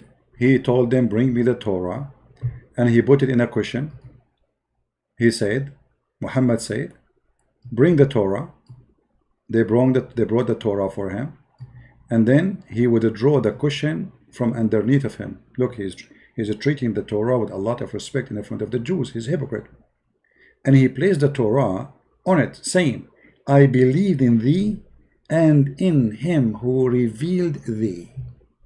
But Adnan, he have all the proofs to prove that the gospel and the Torah are corrupt. But Muhammad, he swears saying, I believe in thee. So do you see how stupid Muhammad is? Because Adnan is smart, Muhammad is not. You see, guys, Adnan, he got Muhammad busted because obviously Muhammad is a fraud taking oath on a false book. Because if this book is corrupt, how you swear by it and say, I believe in thee? You understand what I'm saying? Are you there, Adnan? Are you still alive? Adnan, are you there? How your prophet swear by the Torah if the Torah is corrupt and you have the proof? And he say, I believe in thee. So he was believing in the corrupt Torah? Hello? Adnan, are you there? Adnan, he took a jeepney. He went all the way to the Philippines. Can you give me the hadith about corruption? I can give you a hadith about the corruption. No problem. My friend, you just supported my point. Guys, hold on. Look how Adnan, he helped us. I can give you a hadith about the corruption of the Bible. Wonderful. So the hadith confirm, according to the hadith you have, that the Bible was corrupted. Okay. And Muhammad swear by the corrupted Bible. So now Muhammad have no excuse to say, I do not know that this book is corrupted. Correct, guys? That's mean officially your prophet is a big fat fraud. Because if you give me the Torah, I believe in this book. I say I believe in thee. But if you give me the Quran, I say I'm going to spit on thee. You see, Adnan, I am not a prophet. But I will not sell myself to the devil. So if you give me Quran, I say I spit in thee and the one who sent thee. If you give me the Torah, I say I believe in thee and the one who sent thee. So how Muhammad, he took the corrupt Torah, as you said, and he is swearing by thee? The answer is very simple. Those who swear by false book, they must be false men. Correct, guys? If you give me the Book of the Mormon, I will not say I believe in thee. If you give me even Jehovah's Witnesses, I will not say I believe in thee because it's a corrupt translation. If you give me the Quran, I say I spit on thee. This is the book of the devil, obviously. Right? Fairuz, just go. We need to read people. The Quran is confirmed the original gospel of Jesus Christ. Not four gospels. Okay. Okay, hold on, guys. Hold on. Just to show you. You see, Adnan is changing the topic now. You notice? Do you notice? When you grab them from the tail, they change the topic right away. Adnan, I will go with you. The Quran confirmed the gospel, but he did not say there are four, right? Okay. But your prophet, he says you have to have four gospel too. Can you tell me why?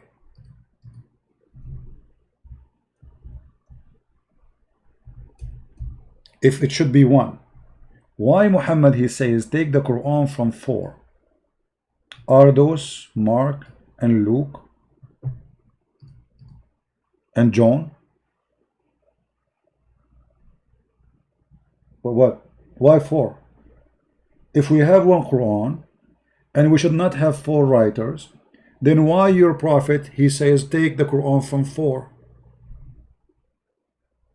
Do you have an answer? And none of them is Uthman. Where is Uthman? Do you see Uthman there? Why you are taking the Quran for Uthman?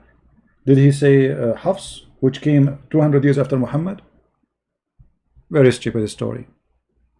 Secondly, when you say that the Quran confirmed the Bible which sent to Isa, that is very nice of you to say, because you just admitted that in the time of Muhammad the Bible was confirmed to be true. But this is the same Bible we have today. And in the Quran, proof of that, the Quran says that the Christian, they say that Jesus is the Son of God. Guys, did he just say that the Quran confirmed the book was sent to Isa? But when? At this time, at the time of Muhammad. The Quran says that the Christians, They believe that Jesus is Son of God at that time. So from the time of Muhammad until now, nothing changed for the Christians. So how the Quran says, I confirm what you have between your hands? Just go, just go. You know, I don't have time for kids. You know, just go. Get lost. I have no time for kids. Bring me a sheikh, you know, bring me someone he have a value of his words. You know, a bunch of kids, potatoes. I just told you, you just admitted that the Quran saying that the Torah and the Gospel sent by Allah, and you are saying to me that the Torah of Allah is corrupted. You made me fart. I laugh. I agree. The Quran, the Torah of Allah is corrupt because Allah is corrupt. So you're debating me about what, you donkey? You debate me about what? You are trying to prove to me, you are trying to debate me, to prove to me the book of your God is corrupt. You're stupid. I agree, all your God books are corrupt. You know what I mean? There's no need to debate. There is no need to, those people are crazy. They are working hard to prove to us that Allah is a fraud. Allah, He sent books, but He cannot preserve. Okay, well, if He cannot preserve His book, He can preserve what? You know what I mean? I am responsible for my book. You see, God preserve His book. For a human being die, and a human being commit sin, and a human being can be corrupt. So if you are saying to me that your God, He sent 124,000 books with 124,000 messengers, and you have only one book is not corrupted, and then we find that this book has been eaten by the goat, and there is more than 900 reading of the Quran.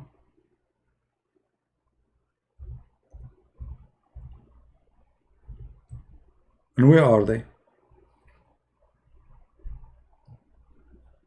This is the preserved Quran.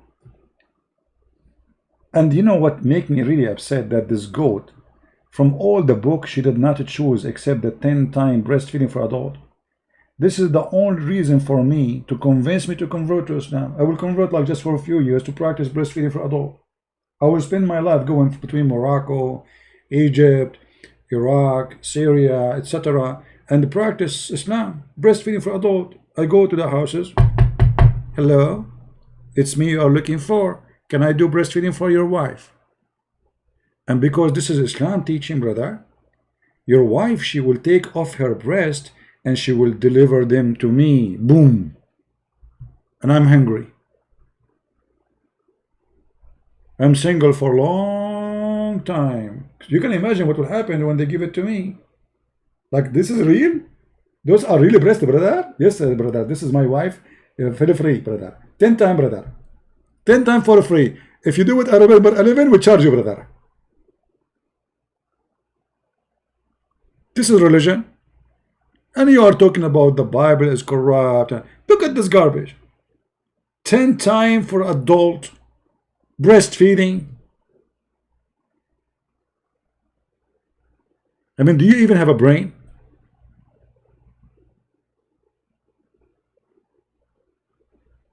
And the funny, they speak about brainwash.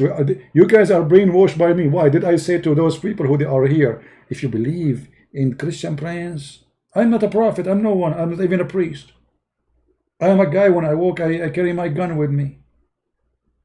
What? I never said I'm a priest. I never said I am an angel. I never said, you know, what brainwash work? I'm showing you reference. I'm teaching people here the truth.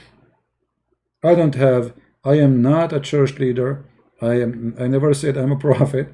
I never said even I am a perfect guy. I never said anything. You don't even know who I am. But we have a prophet who claimed to be a prophet, who have ethic, and his ethic is teaching him that a Muslim woman, she should give her breast for an adult to suckle it.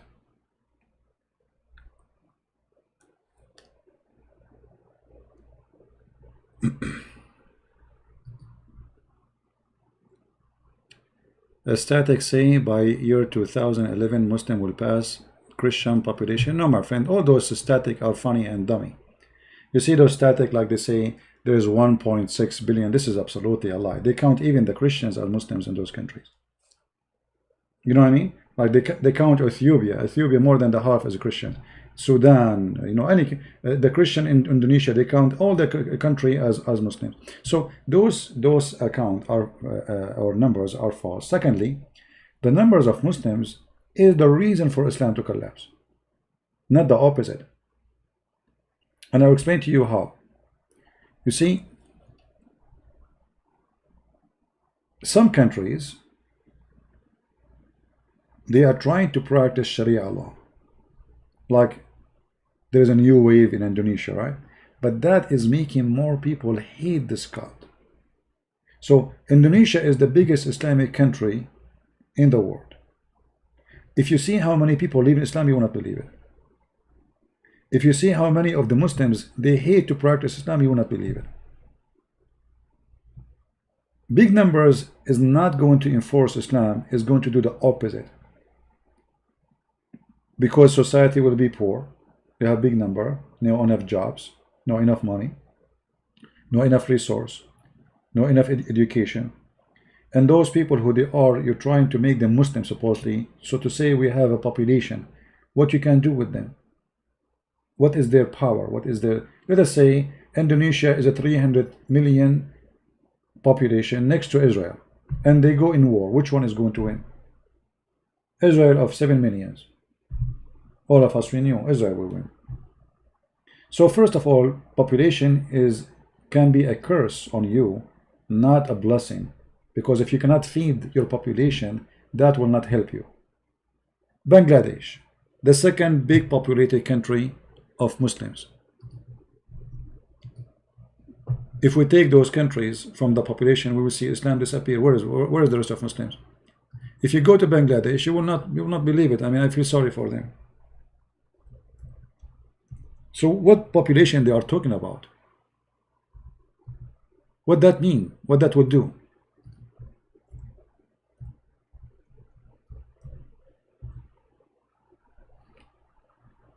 I want to go there actually because I want to use a train there. You know, at least once. I like this train, by the way. I mean, I think this is my favorite train. Here we go. This is the second country in the world of Muslims. This is Bangladesh.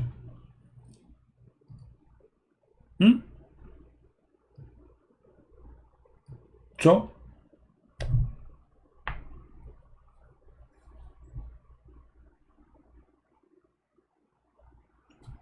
you know what I mean?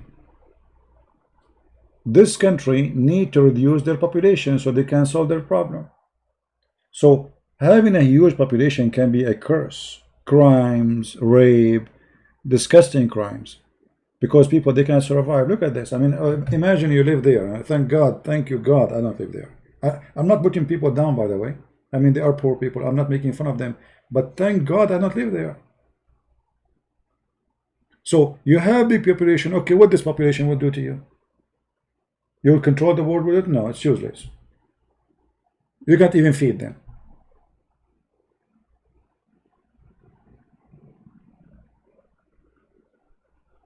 You know what I mean?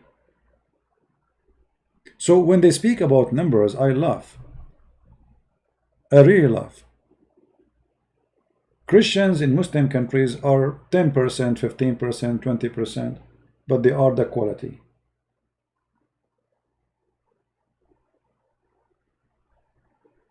So having big population and you cannot feed them, that is not really a blessing for you.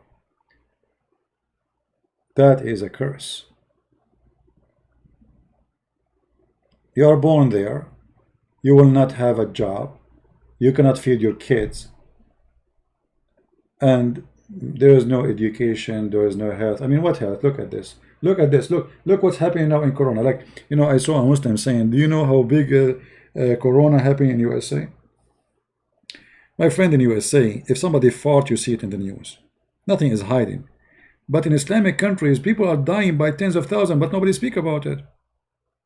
First, because nobody care from the world media. In America, anything happen. Look, A poor guy, he died. The whole world talking about why? Because this is America. But look at Bangladesh. Nobody talk about them. The head of Taliban is dying because of Corona. Corona is eating Iran. Corona is eating Egypt. Corona is eating Islamic countries like crazy. But the world focus in those who have the power and those who they are wealthy and rich. They don't focus on those poor people. So now you have Corona. What this population would do? Nothing. You know? Actually, if those people they were poor Christian, I will advise them to be careful about how many children they have. We don't approve abortion. Never do abortion. Never, never. This is a crime. But still you can control how many babies you can have. So if they are seeking increase the population, that is against them, and that will control, will do the opposite. You see, Africa used to be majority Muslims. The Muslims invade big part of Africa. But now the Muslims are exist in certain areas in Africa, and the number of Christians is really big compared to before. A huge conversion happened because Islam did not bring education. Islam did not bring anything convincing. Islam bring 4 wives and justice, kids in the street. I saw a Christian child in the Middle East washing the windows or shoes in the street. The one who do that is Muslim children. Why? He don't even afford to have a sandwich. He go and have a wife, second wife, third wife, and every 2 days they have a new baby. And then he cannot feed them. And then he send them in the street either to beg for money or to wash windows. That is reality. So those numbers, they don't count for me, and they mean nothing. And if you know how we knew how many Muslims between those people there, how you can calculate that everybody there is Muslim? Can we calculate all of America Christian? No, no, that's not true. Mexico, one, you know, in South America, Brazil. I mean, what numbers mean? Number is a city game. One Mexican woman, she can have more kids than all Muslim women in the Middle East. But that will not make a good thing. What population? I mean, this is silly. You see, the days where people maybe they need a big army to conquer other nation by population, it's over. You know what I mean?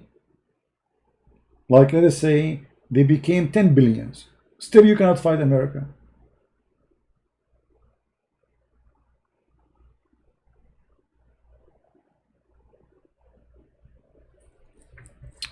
Your girlfriend is a Muslim. My friend, if your girlfriend is a Muslim, that means she is not a Muslim. Secondly, if you are a Christian, you should not have a girlfriend. Don't change the topic. I challenge you to prove that the Bible is not corrupt. My friend, you see, you proved me wrong. I told you the Bible of Allah is corrupt. Get lost. We are laughing. A clear evidence that Muslims, they are following the false God. They prove to us that the Bible of Allah is corrupt. Okay, what's my business? Why you are asking me to debate me about a book your God sent? You are stupid. You Muslims should debate about that. You Muslims should debate about, because both of you believe in the same book. Allah sent the Torah. Who believe in that? Not me. So you want to prove to me that the book of Allah is corrupt. So why you are debating me? You are debating the wrong person. You know what I mean?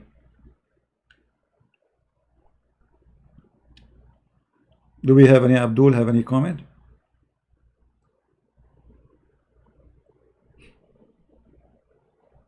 Anyone additional to this kid?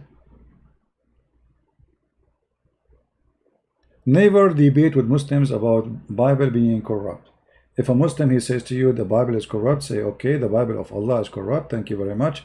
That is additional reason for me not to follow Allah. For if Allah is God, nobody can corrupt his book. Thank you very much. All right. Gun one. Okay, my friend. So you decide to leave Islam? All right.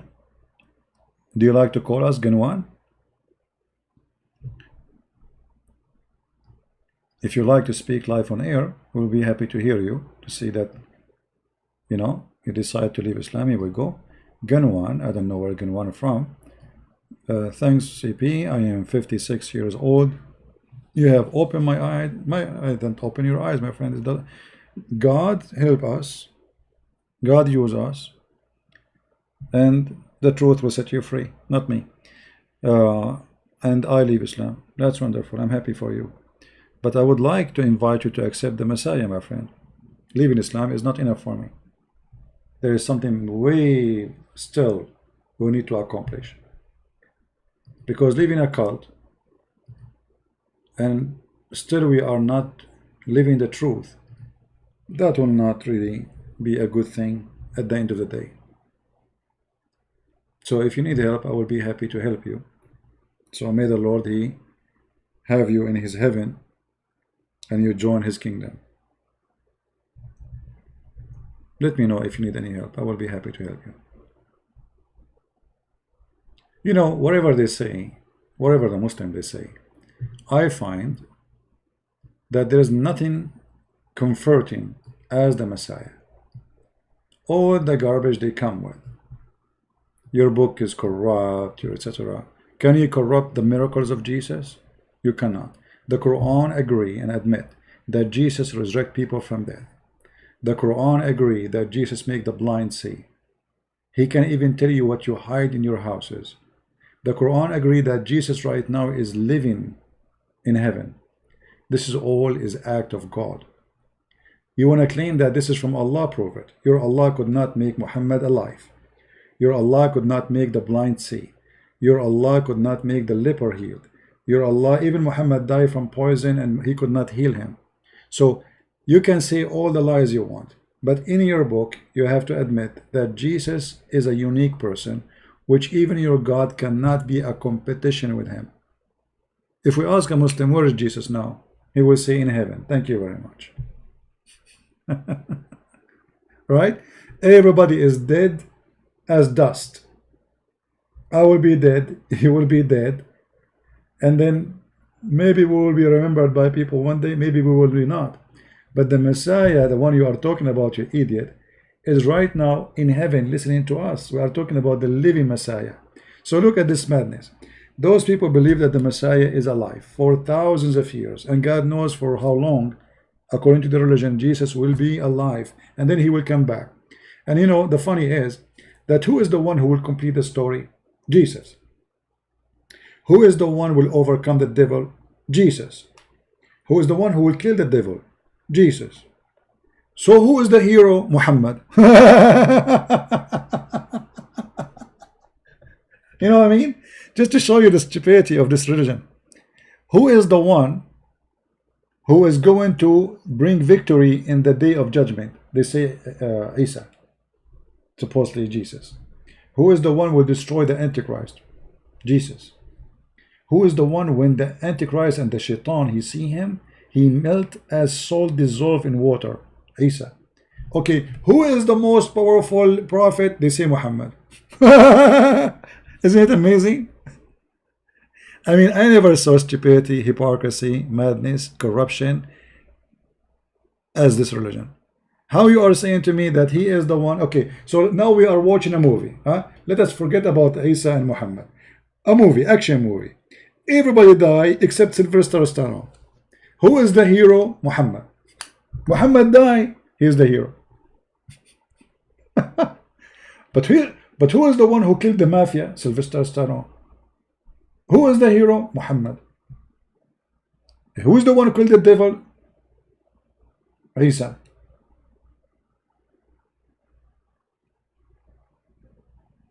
So do you see how easy to defeat this cult? You know, the problem is that we don't think deeply. We need to practice something is called deep thinking. Most of us, we don't do that. You see, I believe that most of you are not shallow. but you are not practicing deep thinking. You see, life, if you go right now in front of your house, I don't know if it's day or night. If it's night, you see stars. If it's day, you see the light, you see the blue sky.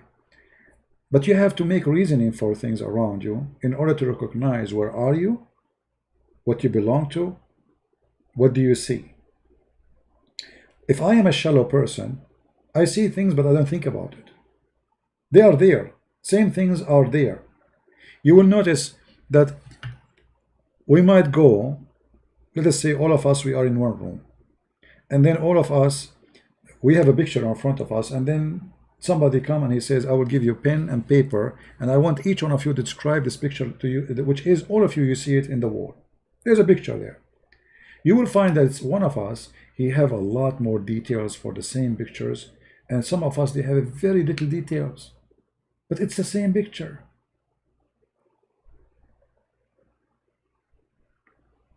Go 101, he believe in Jesus. That's wonderful, my friend. I'm so happy for you. Glory to the Lord. I'm happy for you. The Lord, he said that the happiness in his kingdom will be for one saved soul. So that's wonderful. I'm really happy for you. I hope your family will follow you too. So the reason that one of us, he have more,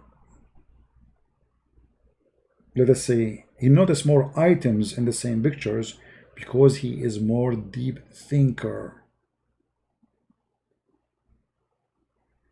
Many of us, we see the same image, but we don't notice what is in the image.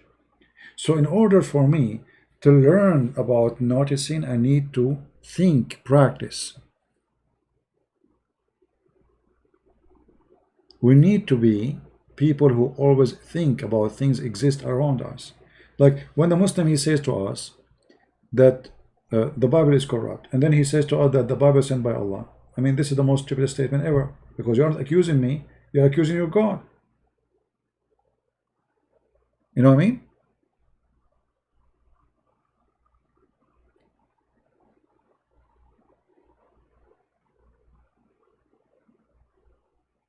Always there is people who leave Islam. I receive messages always. You know, I speak to people under air. But at the end of the day, my friend, maybe we are happy for you. Many are happy for you. But you are the one who is the, let's say, the one who received the gift, because you are the one who is saved. This is your salvation. I got nothing from it. If this gentleman, he became a Christian or he did not, this is, I mean, what I will lose. You see, if the whole world did not believe in Christ, okay, what Christ will lose? Nothing. You do nothing. God, he gained nothing by believing in him. Our God, because he is a loving God, he wants us to be saved. As simple as that. It's not about him gaining anything. You believe, you don't believe, it's up to you.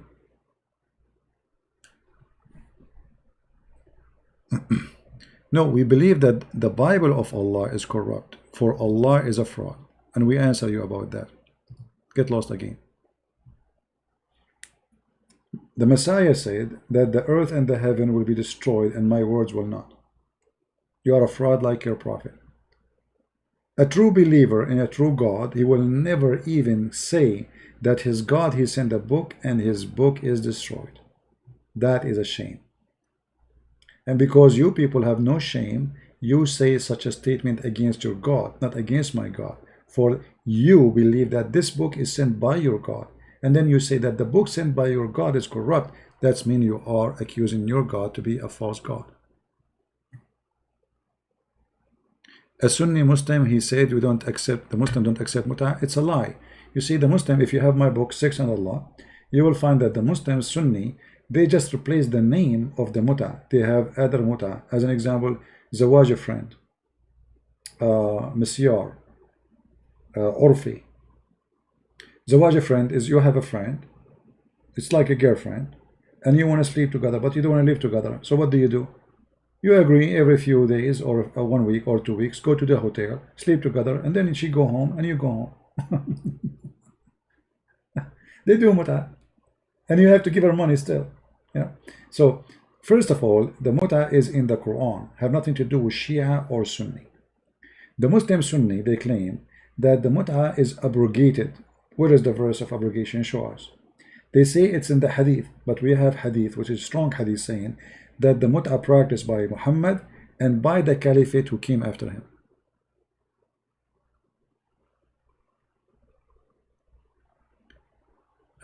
Ganwan, he want to call me. Okay. Maybe tomorrow, Ganwan. You know, I'm really happy for you. But you know, I don't want people to think that's, you know, we make people call us to say I became a Christian and etc. You know, we don't do what the Muslims do. But maybe you can call me some other time, and if you wish to have, if you have anything to say, I will be happy. All right. Do we have any Muslim here?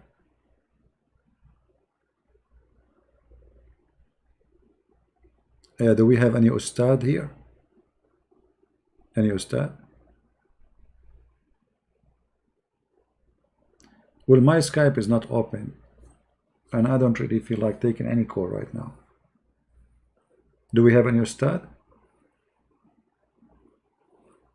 I mean, if the person he accepted the Christ, we're happy for you, that's it. His call will not make any difference.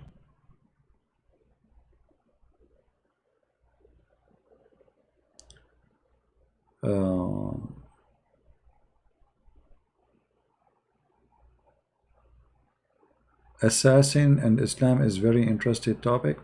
Well, the word assassin is coming from a person, his name is Hassan al-Hashash. Hassan al-Hashash. His real name actually is not al-Hashash. Hashash is a, let us say, a title. Hashash coming from the word hashish. This person, he in the beginning he started a castle, and this castle, he's a rich man for sure. He bring young men. He have a lot of female slaves for sex.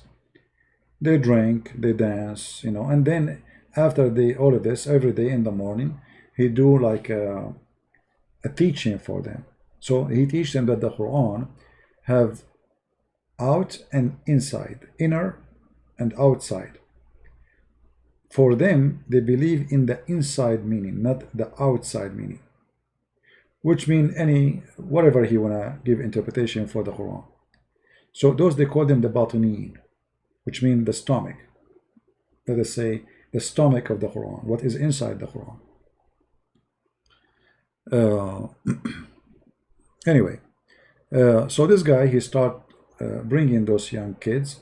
He teach them, and they get drunk, they have sex. They stay in his castle for almost a year, and then he grab you. He says, "Come here. I have to send you in a mission. If you want to come back here, you have to go and kill that prince or that rich man." He sent letter to very important people who they are extremely rich, saying to them, "Pay or die." And those kids, young men, they are taking hashish, having free sex, free food. It's like a fancy life, you know. It's like having, you live in a hotel, 5-star hotels at that time, and you live there, unlimited food, unlimited drink, beautiful women, sex all day if you want. So when he says to you, you will not come back unless you kill that guy, you will not come back unless you kill that guy. And this is where the story of the assassin is coming from. All right? The assassin is coming from this guy.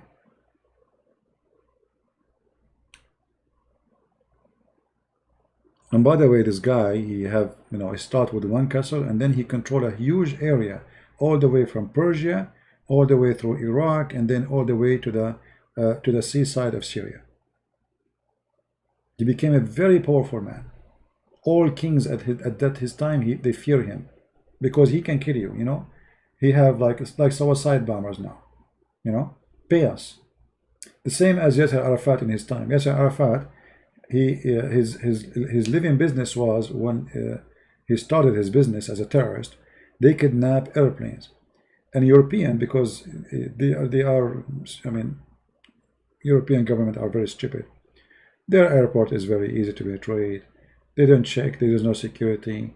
They ask you for a passport, and you go whatever in your bag. So the Yasser Arafat, almost every week there's a new kidnapped airplane. Go back in history, read some documentary. And in order to not to kill your passengers, give us $300, $300 million, $200 million. So he became very filthy rich in a very short time. The same as the pirate now. The pirate in Somalia. Didn't have education, didn't even have high school. Very, very, very good business for them. A ship going by in the sea, they hijack it. You will not give you your cargo and your ship and your team unless you pay us $200 million. It takes them 2 hours of job. You know? This is what always happened there. But all of them, they are religious, and all of them, they are serving God. Same as Muhammad. Muhammad was the biggest thief, caravan rider. Right? Yeah, Yasser Arafat is a big thief, you know, he's a big thief, officially thief. And this is how funny the world, you know, a thief, they make him a hero. Even European Union, it's stupid. I mean, European government is the most stupid government. I never saw a European, like very few, European president or prime minister, he knew actually what's happening in this earth.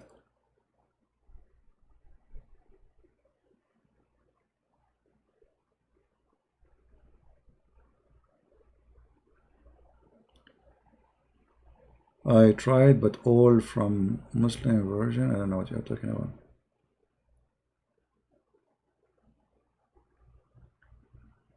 Some of them, they are in Kindle. I'm going to publish 2 books soon in Portuguese language, Quran and Science, and The Deception of Allah. Then maybe 2 months after, we can have 6 on Allah published too. And when I start having more time, I'm going to like able to finish, because I'm working more, not only 1 book at a time. You know, this is what I do when I write my books. If you write in one topic, sometimes, like, you know, writing is not easy. Writing is like, you need, let us say, inspiration. You need like the ideas coming to your head, so you sit and write. You cannot force yourself to write. You know what I mean?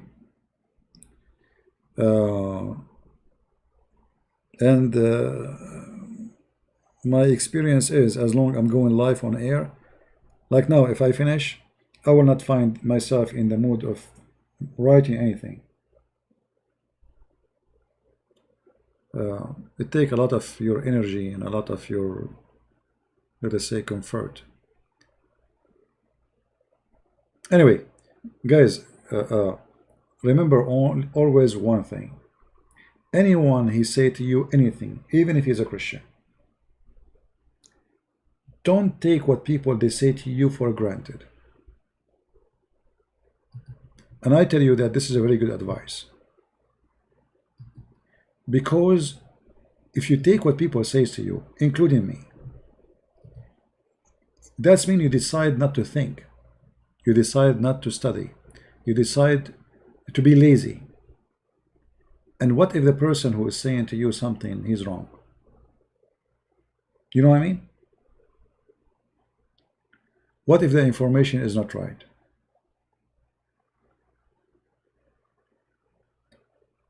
But if you study the information and he was telling the truth, that will make you very strong, in a very strong ground, because you spend good time studying, taking notes, educating yourself, and whatever you learned from someone like me or anyone else, that will help you to make it easier. You know what I mean? Does the Quran challenge, contradict the last ayah of the Surah Al-Baqarah? I'm not sure what you mean, but all the Quran is a contradiction. You cannot find one verse in the Quran not a contradiction. Just take notes and you will find easy that it's all of it is contradiction. Right? Yeah. You know, when I was a kid, I'm very active person. I mean, I don't really, I'm not like a lazy person who like to sit and etc. So I'm very active as a kid, but I love reading. So how I can be active and read in the same time? I used to walk almost like an hour far away from my house where there's a library. When we have summer vacation, school vacation, you know, as a kid, every day I walk almost an hour to go, an hour to come back. And I cannot ask anyone to give me a ride because my family will never approve me to go alone to such a place or sit alone there. So I go walk all the way to a library, and then when I will go inside the library, there's a section for kids, have Mickey Mouse, stupid stuff. I don't want to read this. I want to read something important. So there's a section for adult, and they will not allow kids to get in. So what I do, when an adult is walking to get in, I walk next to him. I act as if I am his kid. I walk just next to him, and the guy will be looking at me like, why this kid is like walking with me, you know? But he cannot say anything. So he get inside the big hall where the big books are, and I walk with him as if I am with him. Then I go and I keep walking with him until he sits at the table. I sit next to him, and the guy will be looking at me like, what this kid is doing? You know, why are you sitting there? And then, because I am not allowed to grab books, I grab book in the table, because people, they finish reading, they leave the book in the table. Any book in the table, I grab it. And I start reading books. I have no idea what they are about. I remember once when I was a kid, I grabbed a book, it was about sex. I was getting dizzy, like, what is this? I grabbed a book in front of me, and it was talking about sex, you know, like, it's a scientific book. So, reading is a process of education, and it's not something happening in school. It is something happened by you schooling yourself. So in order to learn, you need to work in that learning. If you are a person who likes just to receive and learn easy, that can be true, and maybe you get lucky that you are learning from somebody is trustworthy. But what if the person, he is a liar, he's a thief, he is fooling you? And even if the person is trustworthy, you have to fix the information in your brain. How? By checking it out.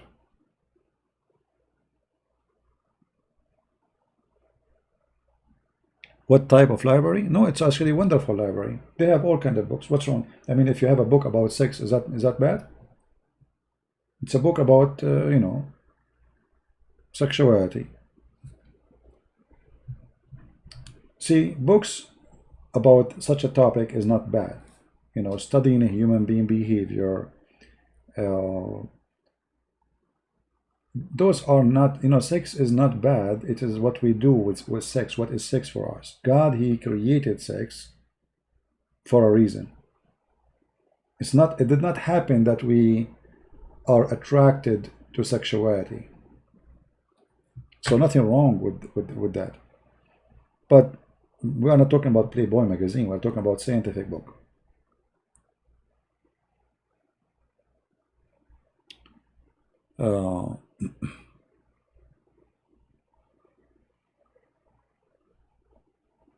Yeah, but scientific journal these days, sadly, they are kind of copy paste.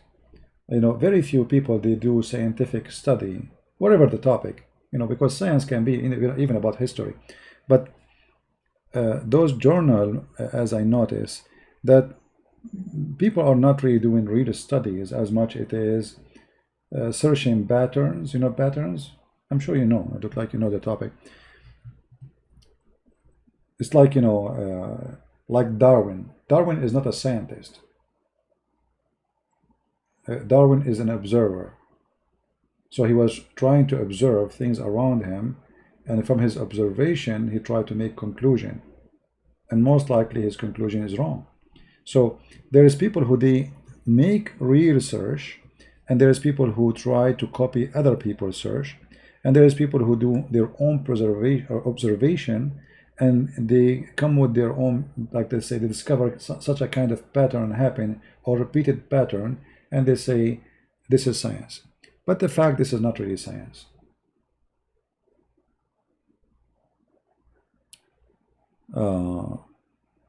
Respond to my comment. I don't see your comment.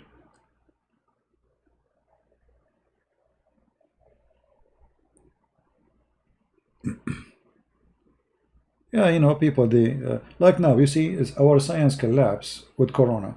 Suddenly, all the scientists we have, they cannot even find out how this virus works. And this is telling you that it is a science of patterns, not science of knowledge. So what they do, they try to study the pattern of the virus behavior. You know what I mean? It's observation science, which means it's not really a science. It's just like watching how the rabbit jump. And then we learn that the rabbit, he jumped like this. And then we learn that the rabbit, he liked to eat carrot. So now we knew how we can get the rabbit. You know what I mean? That is not science. What they do have is kind of a practice of patterns, watching patterns happen. If we use this medicine with this virus, what will happen? We try it. It doesn't work, we try something else. So this is not science. But they call it science.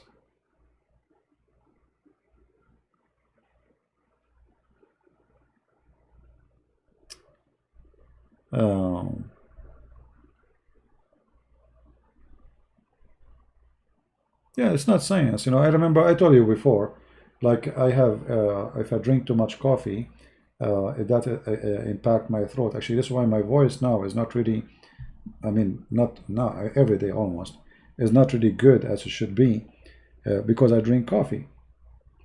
But in, I think, the year 2010, something like that, my voice totally disappeared. Once I woke up in the morning, I can't even talk. And I don't go to doctors. I don't get sick, you know, thank God. But then I have to go. I mean, there's something very wrong. I have to go live. People are waiting for me, and I cannot talk. So I went there. They do the check, blood, blah blah blah. Open your mouth, say ah, say ooh. How old are you? How much you weigh? Ask me all the questions. I write down. I cannot even talk. And then they could not find. They said you are very healthy. There's no reason. Nothing. A lot of money. And then I noticed that if I stop drinking coffee, my voice come back. If I drink coffee, my throat get hurt. The more I drink coffee, so it was just an observation of me and my behavior lead me to understand that it was the coffee. So all those doctors who they were sucking the blood of me, which is the little money I was making, and then they come with the conclusion says that you have no problem. Nobody asked me what you drink. Nobody asked me anything about coffee or food. Nothing. They took, you know, from my blood, you know, it was just coffee. So where is the science? I stopped drinking coffee, my voice is coming back. I drink too much coffee, my voice is appearing. Right now, if I go and drink too much coffee, and by the way, I drink too much coffee, like now I'm not drinking coffee, I drink about two, I don't know what they call it in English. You know, Greek coffee, the Greek coffee, big container.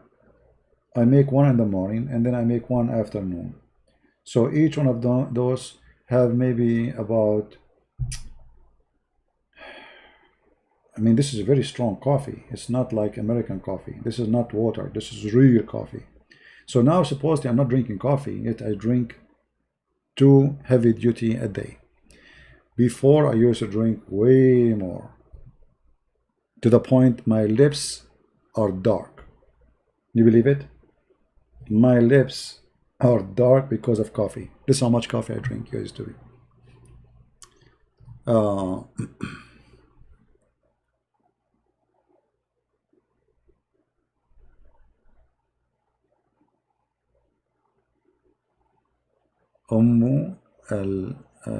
أم فضل.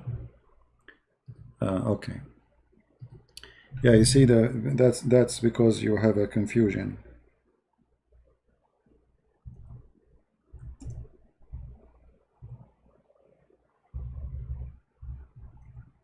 You can ask me next time we'll go live on air so we can put the reference in the screen.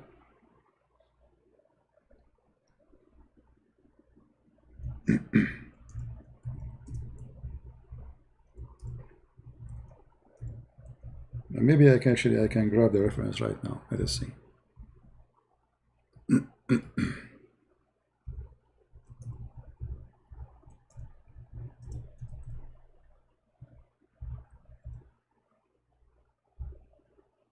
I hate it when I type and I'm typing in English when I'm searching in Arabic.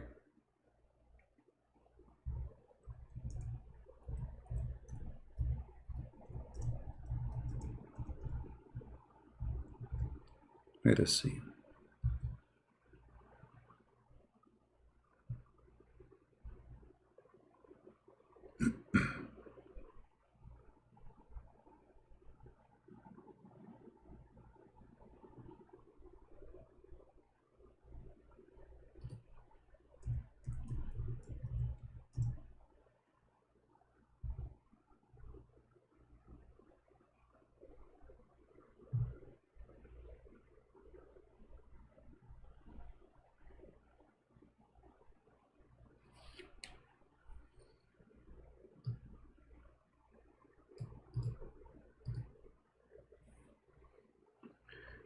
All right.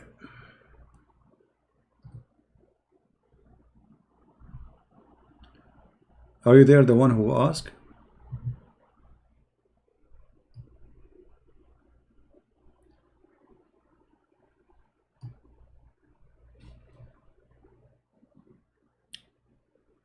You have a wrong understanding. Here, this is the book, and the name of the book, إتحاف الخيرة للبوصري, volume number 5. It says that from Ibn Ishaq, from Hussein, the son of Abdullah, and Ikramah. Let's highlight so people can see what we are reading. That the Messenger of Allah, you see here it says, from Ibn Abbas, from al-Fadl, bint al-Harith. al-Fadl is the one reporting the story, the daughter of al-Harith, that Allah Messenger, when he saw Habiba وهي فوق الفطيم فقال لأن بلغت بنية العباس هذه وأنا حي لا أتزوجنها. So it is Habiba, and this is mentioned by Ahmad ibn Hanbal too, and this is the reference. All right, so I hope I did answer you, my friend.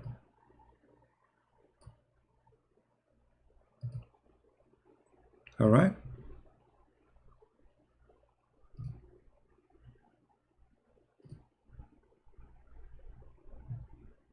Are you there, the person who asked?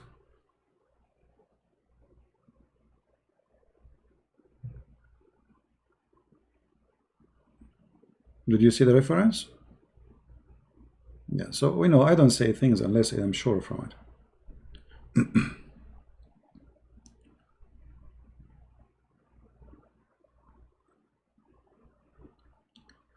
Please answer Atif Farhan. What do you answer for what, Atif? Does Allah pray in the Quran? Allah, he says Shahada. There is no Allah. What Allah? Can you please show the reference? Satanic verses are abrogated. You see, if satanic verses are abrogated, that means Quran is satanic verses, because you cannot say abrogated. The Quran says يَنْسَخُ اللَّهُ مَا يُلْقِي الشَّيْطَانُ بِهِ, which means Allah will delete, not abrogate. Not abrogate. All right? But however, as long as the Quran admit that Allah saying supposedly, whatever shaitan he throw, Allah will delete from the Quran. How we knew that this verse itself is not from shaitan himself?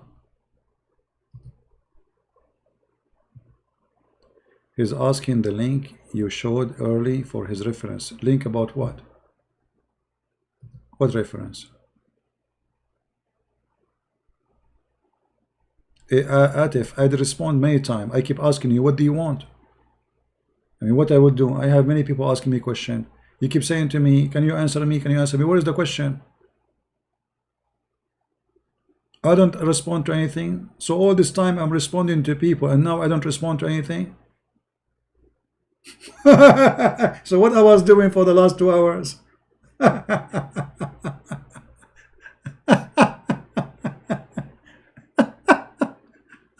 Unbelievable.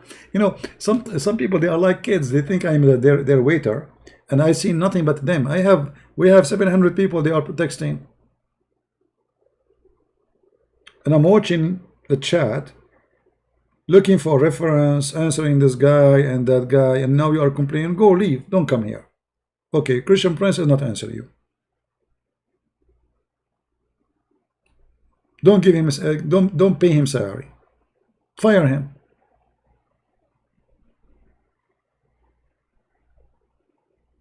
What I can do?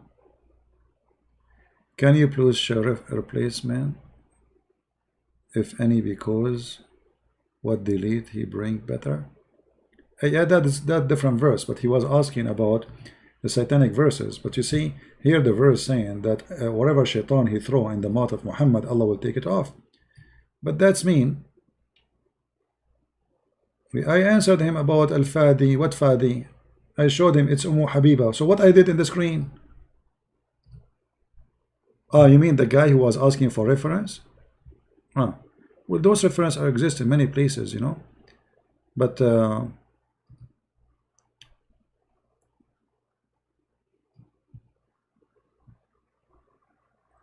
let me see if, because this is Google book, and Google book you cannot use Google translation to translate. Let me see.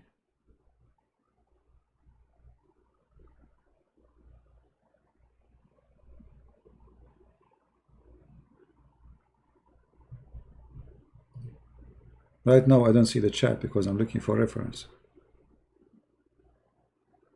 I can post for you the same website I was showing you, which is Google Books, but that will not allow you to use Google translation. Here we go. I found a different website which is easier, and this is the link.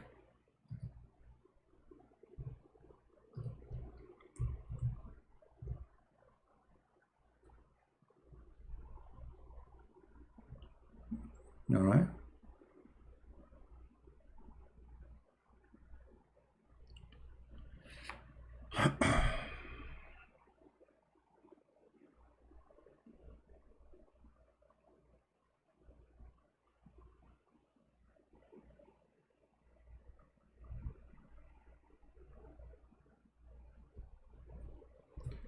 Well, I don't take any reference as long it's in English. Any reference, it's not in Arabic, I don't consider it to be true. Secondly, al-Fadl is the one who reported the hadith, not the one who asked for her hand. All right, I just showed you on the screen. I don't know. You don't want to believe, don't believe.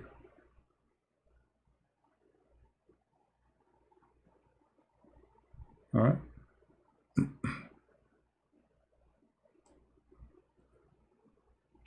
The hadith in front of me, it says that al-Fadl, she said that the Prophet said, etc. when he saw Habiba. You have different story. Believe in whatever you want.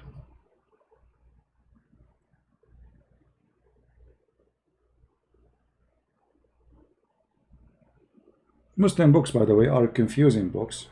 So I understand that you might have, you might have different understanding, especially the way those books are written.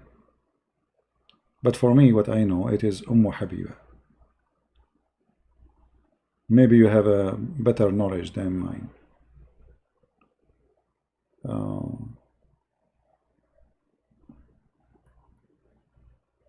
Yeah, I don't accept actually any reference in English because English reference, first, it can be corrupt, false. Secondly, they are confusing. The numbers are wrong because they make their own numbers.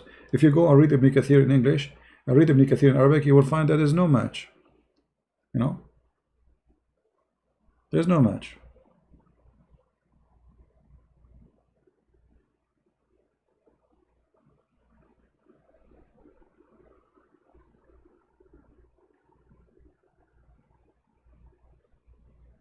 No, Muslims have many resource of stories. As an example, depend in your sect.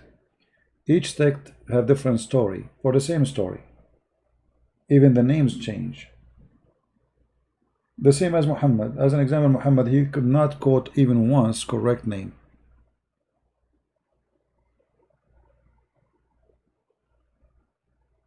Right? Yeah, there is many. I mean, I just showed you one reference, but doesn't mean this is the only reference. There's tons of books speaking about that. Right? This is just one reference of many reference. There's endless numbers of books.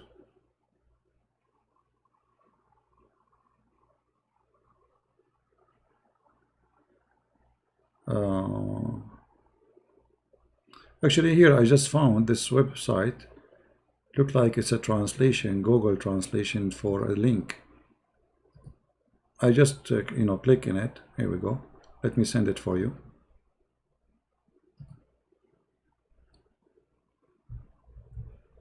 Islam, why Shia they hate Aisha? Because Islam is a political movement. Islam is not a religion. Islam is a mafia to conquer, take over, money, slavery, jewelries, power, Do you see, guys, the link I posted? You will see there it says Ummul Fadl bint Harith said that the messenger saw Habiba ibn Abbas, bint Abbas. Bint means the daughter, who is above Al-Fatim, which means she is just finished suckling. And he said, if she live, if I live, I will marry her.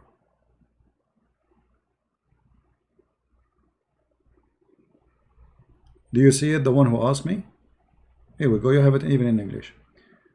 You said that last Quran says, Allah not burden anyone with beyond his ability.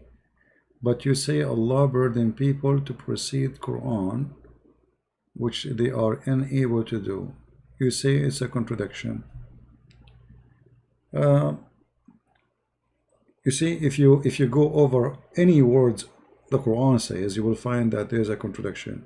And we can go all over. As an example, Allah forgive not sin for those who do associate with him.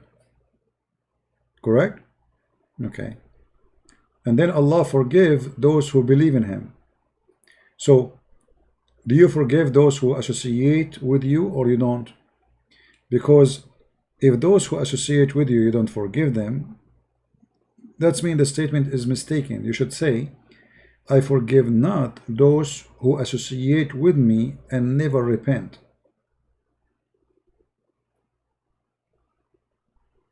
So if you say I forgive those, I don't forgive those who associate, and then I forgive those who associate, which one is the one to follow? As an example, most of those Muslims who follow Muhammad later, they were, associating with Allah. So you forgive or you don't. So depends how deep you want to think about any statement he say. But for me, I focus always in big issues. You know what I mean? Because Muslims, they can go around those things.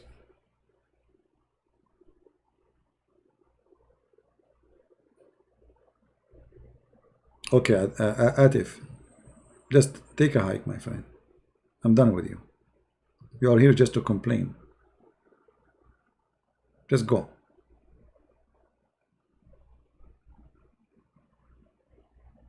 No, I don't want to see him no more. I'm done with this guy.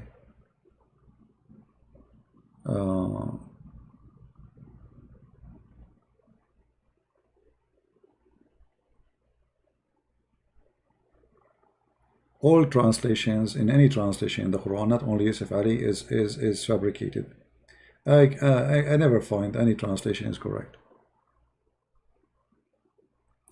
Why Muslim cannot wear a golden ring?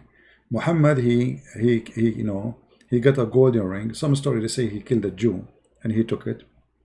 And then Muhammad, he get busy with the ring. He keep looking at it, you know. A savage guy, he never have a ring in his hand. So he's very excited. And then people, they start talking about him. And then Muhammad, he says, oh, you know what, this ring, he took me away from Allah, or took me away from you. So, and then he announced that men, they cannot wear golden rings.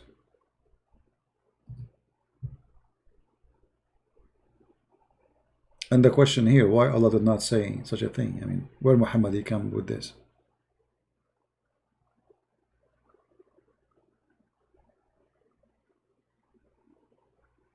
Anything else before we go for today? Actually, I made a mistake. I should not go longer so people, they can download the video easy. And now the video became so long. Maybe I have to rebroadcast the video, just the part we answer the false miracles in the Quran, to make it shorter.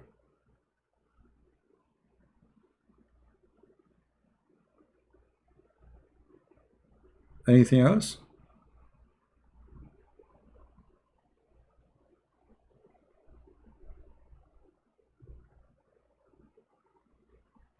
Hijab actually is not a cover for the head.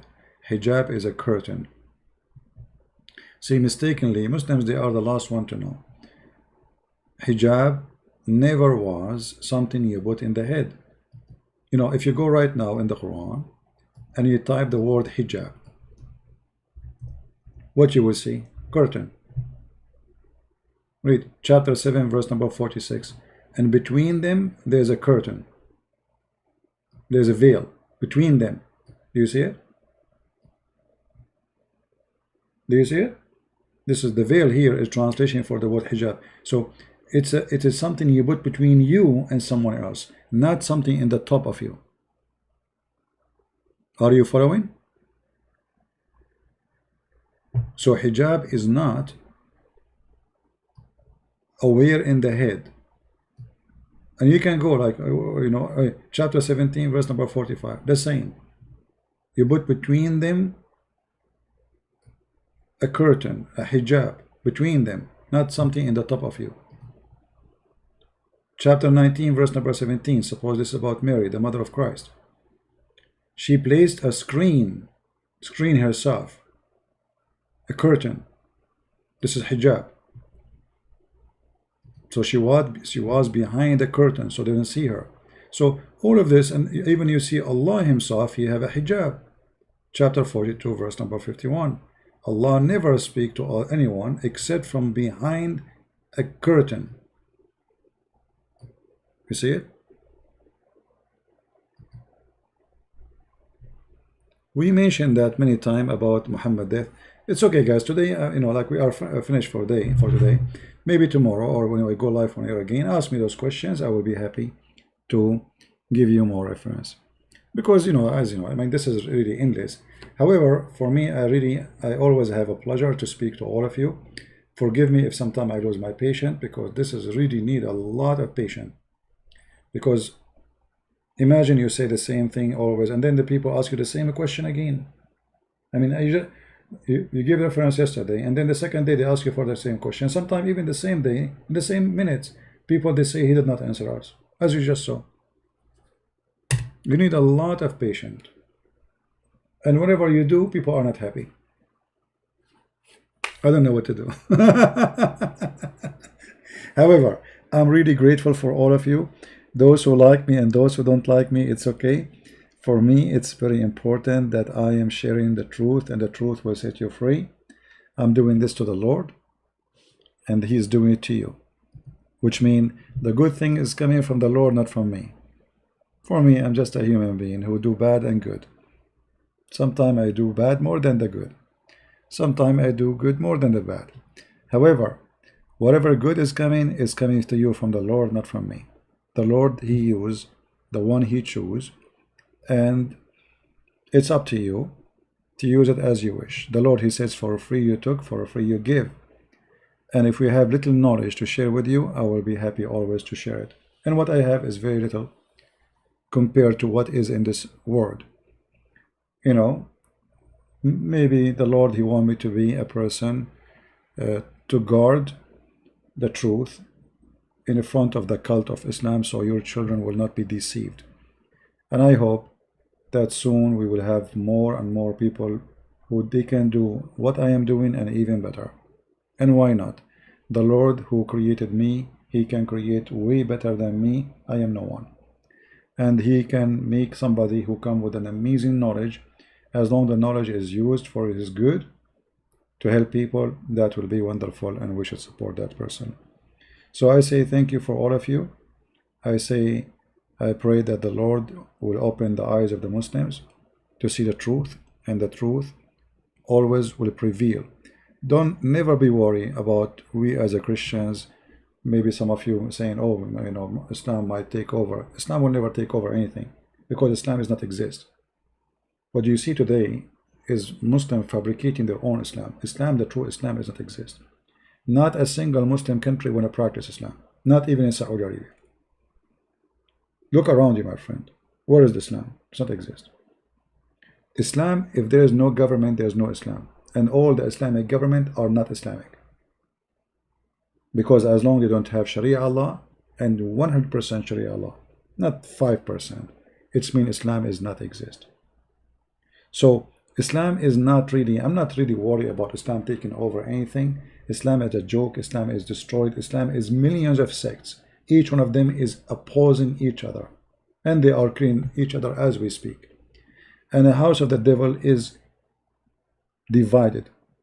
And the devil, he conquered himself. For me, I'm just helping you so you will not be deceived and your children will not be fooled. If you sit with your child, you can teach him, you can give him some important, priceless information. Maybe because you don't speak Arabic, maybe because you did not learn. I mean, it's not your fault. For me, oh, maybe I grew up in the Middle East. I speak Arabic. If I don't know Arabic, I will not know any of this. The key point of all what I know is the Arabic language. If I don't know Arabic, I will be dependent in translation, and most of it is false and fabrication. So the Lord, he used someone from the Arab to help those who they are not from the Arab, so they cannot be deceived by the devil of the Arab, Muhammad. Thank you. May the Lord bless you, and until we see you soon again. Christ is Lord. Islam is false. Have a good day.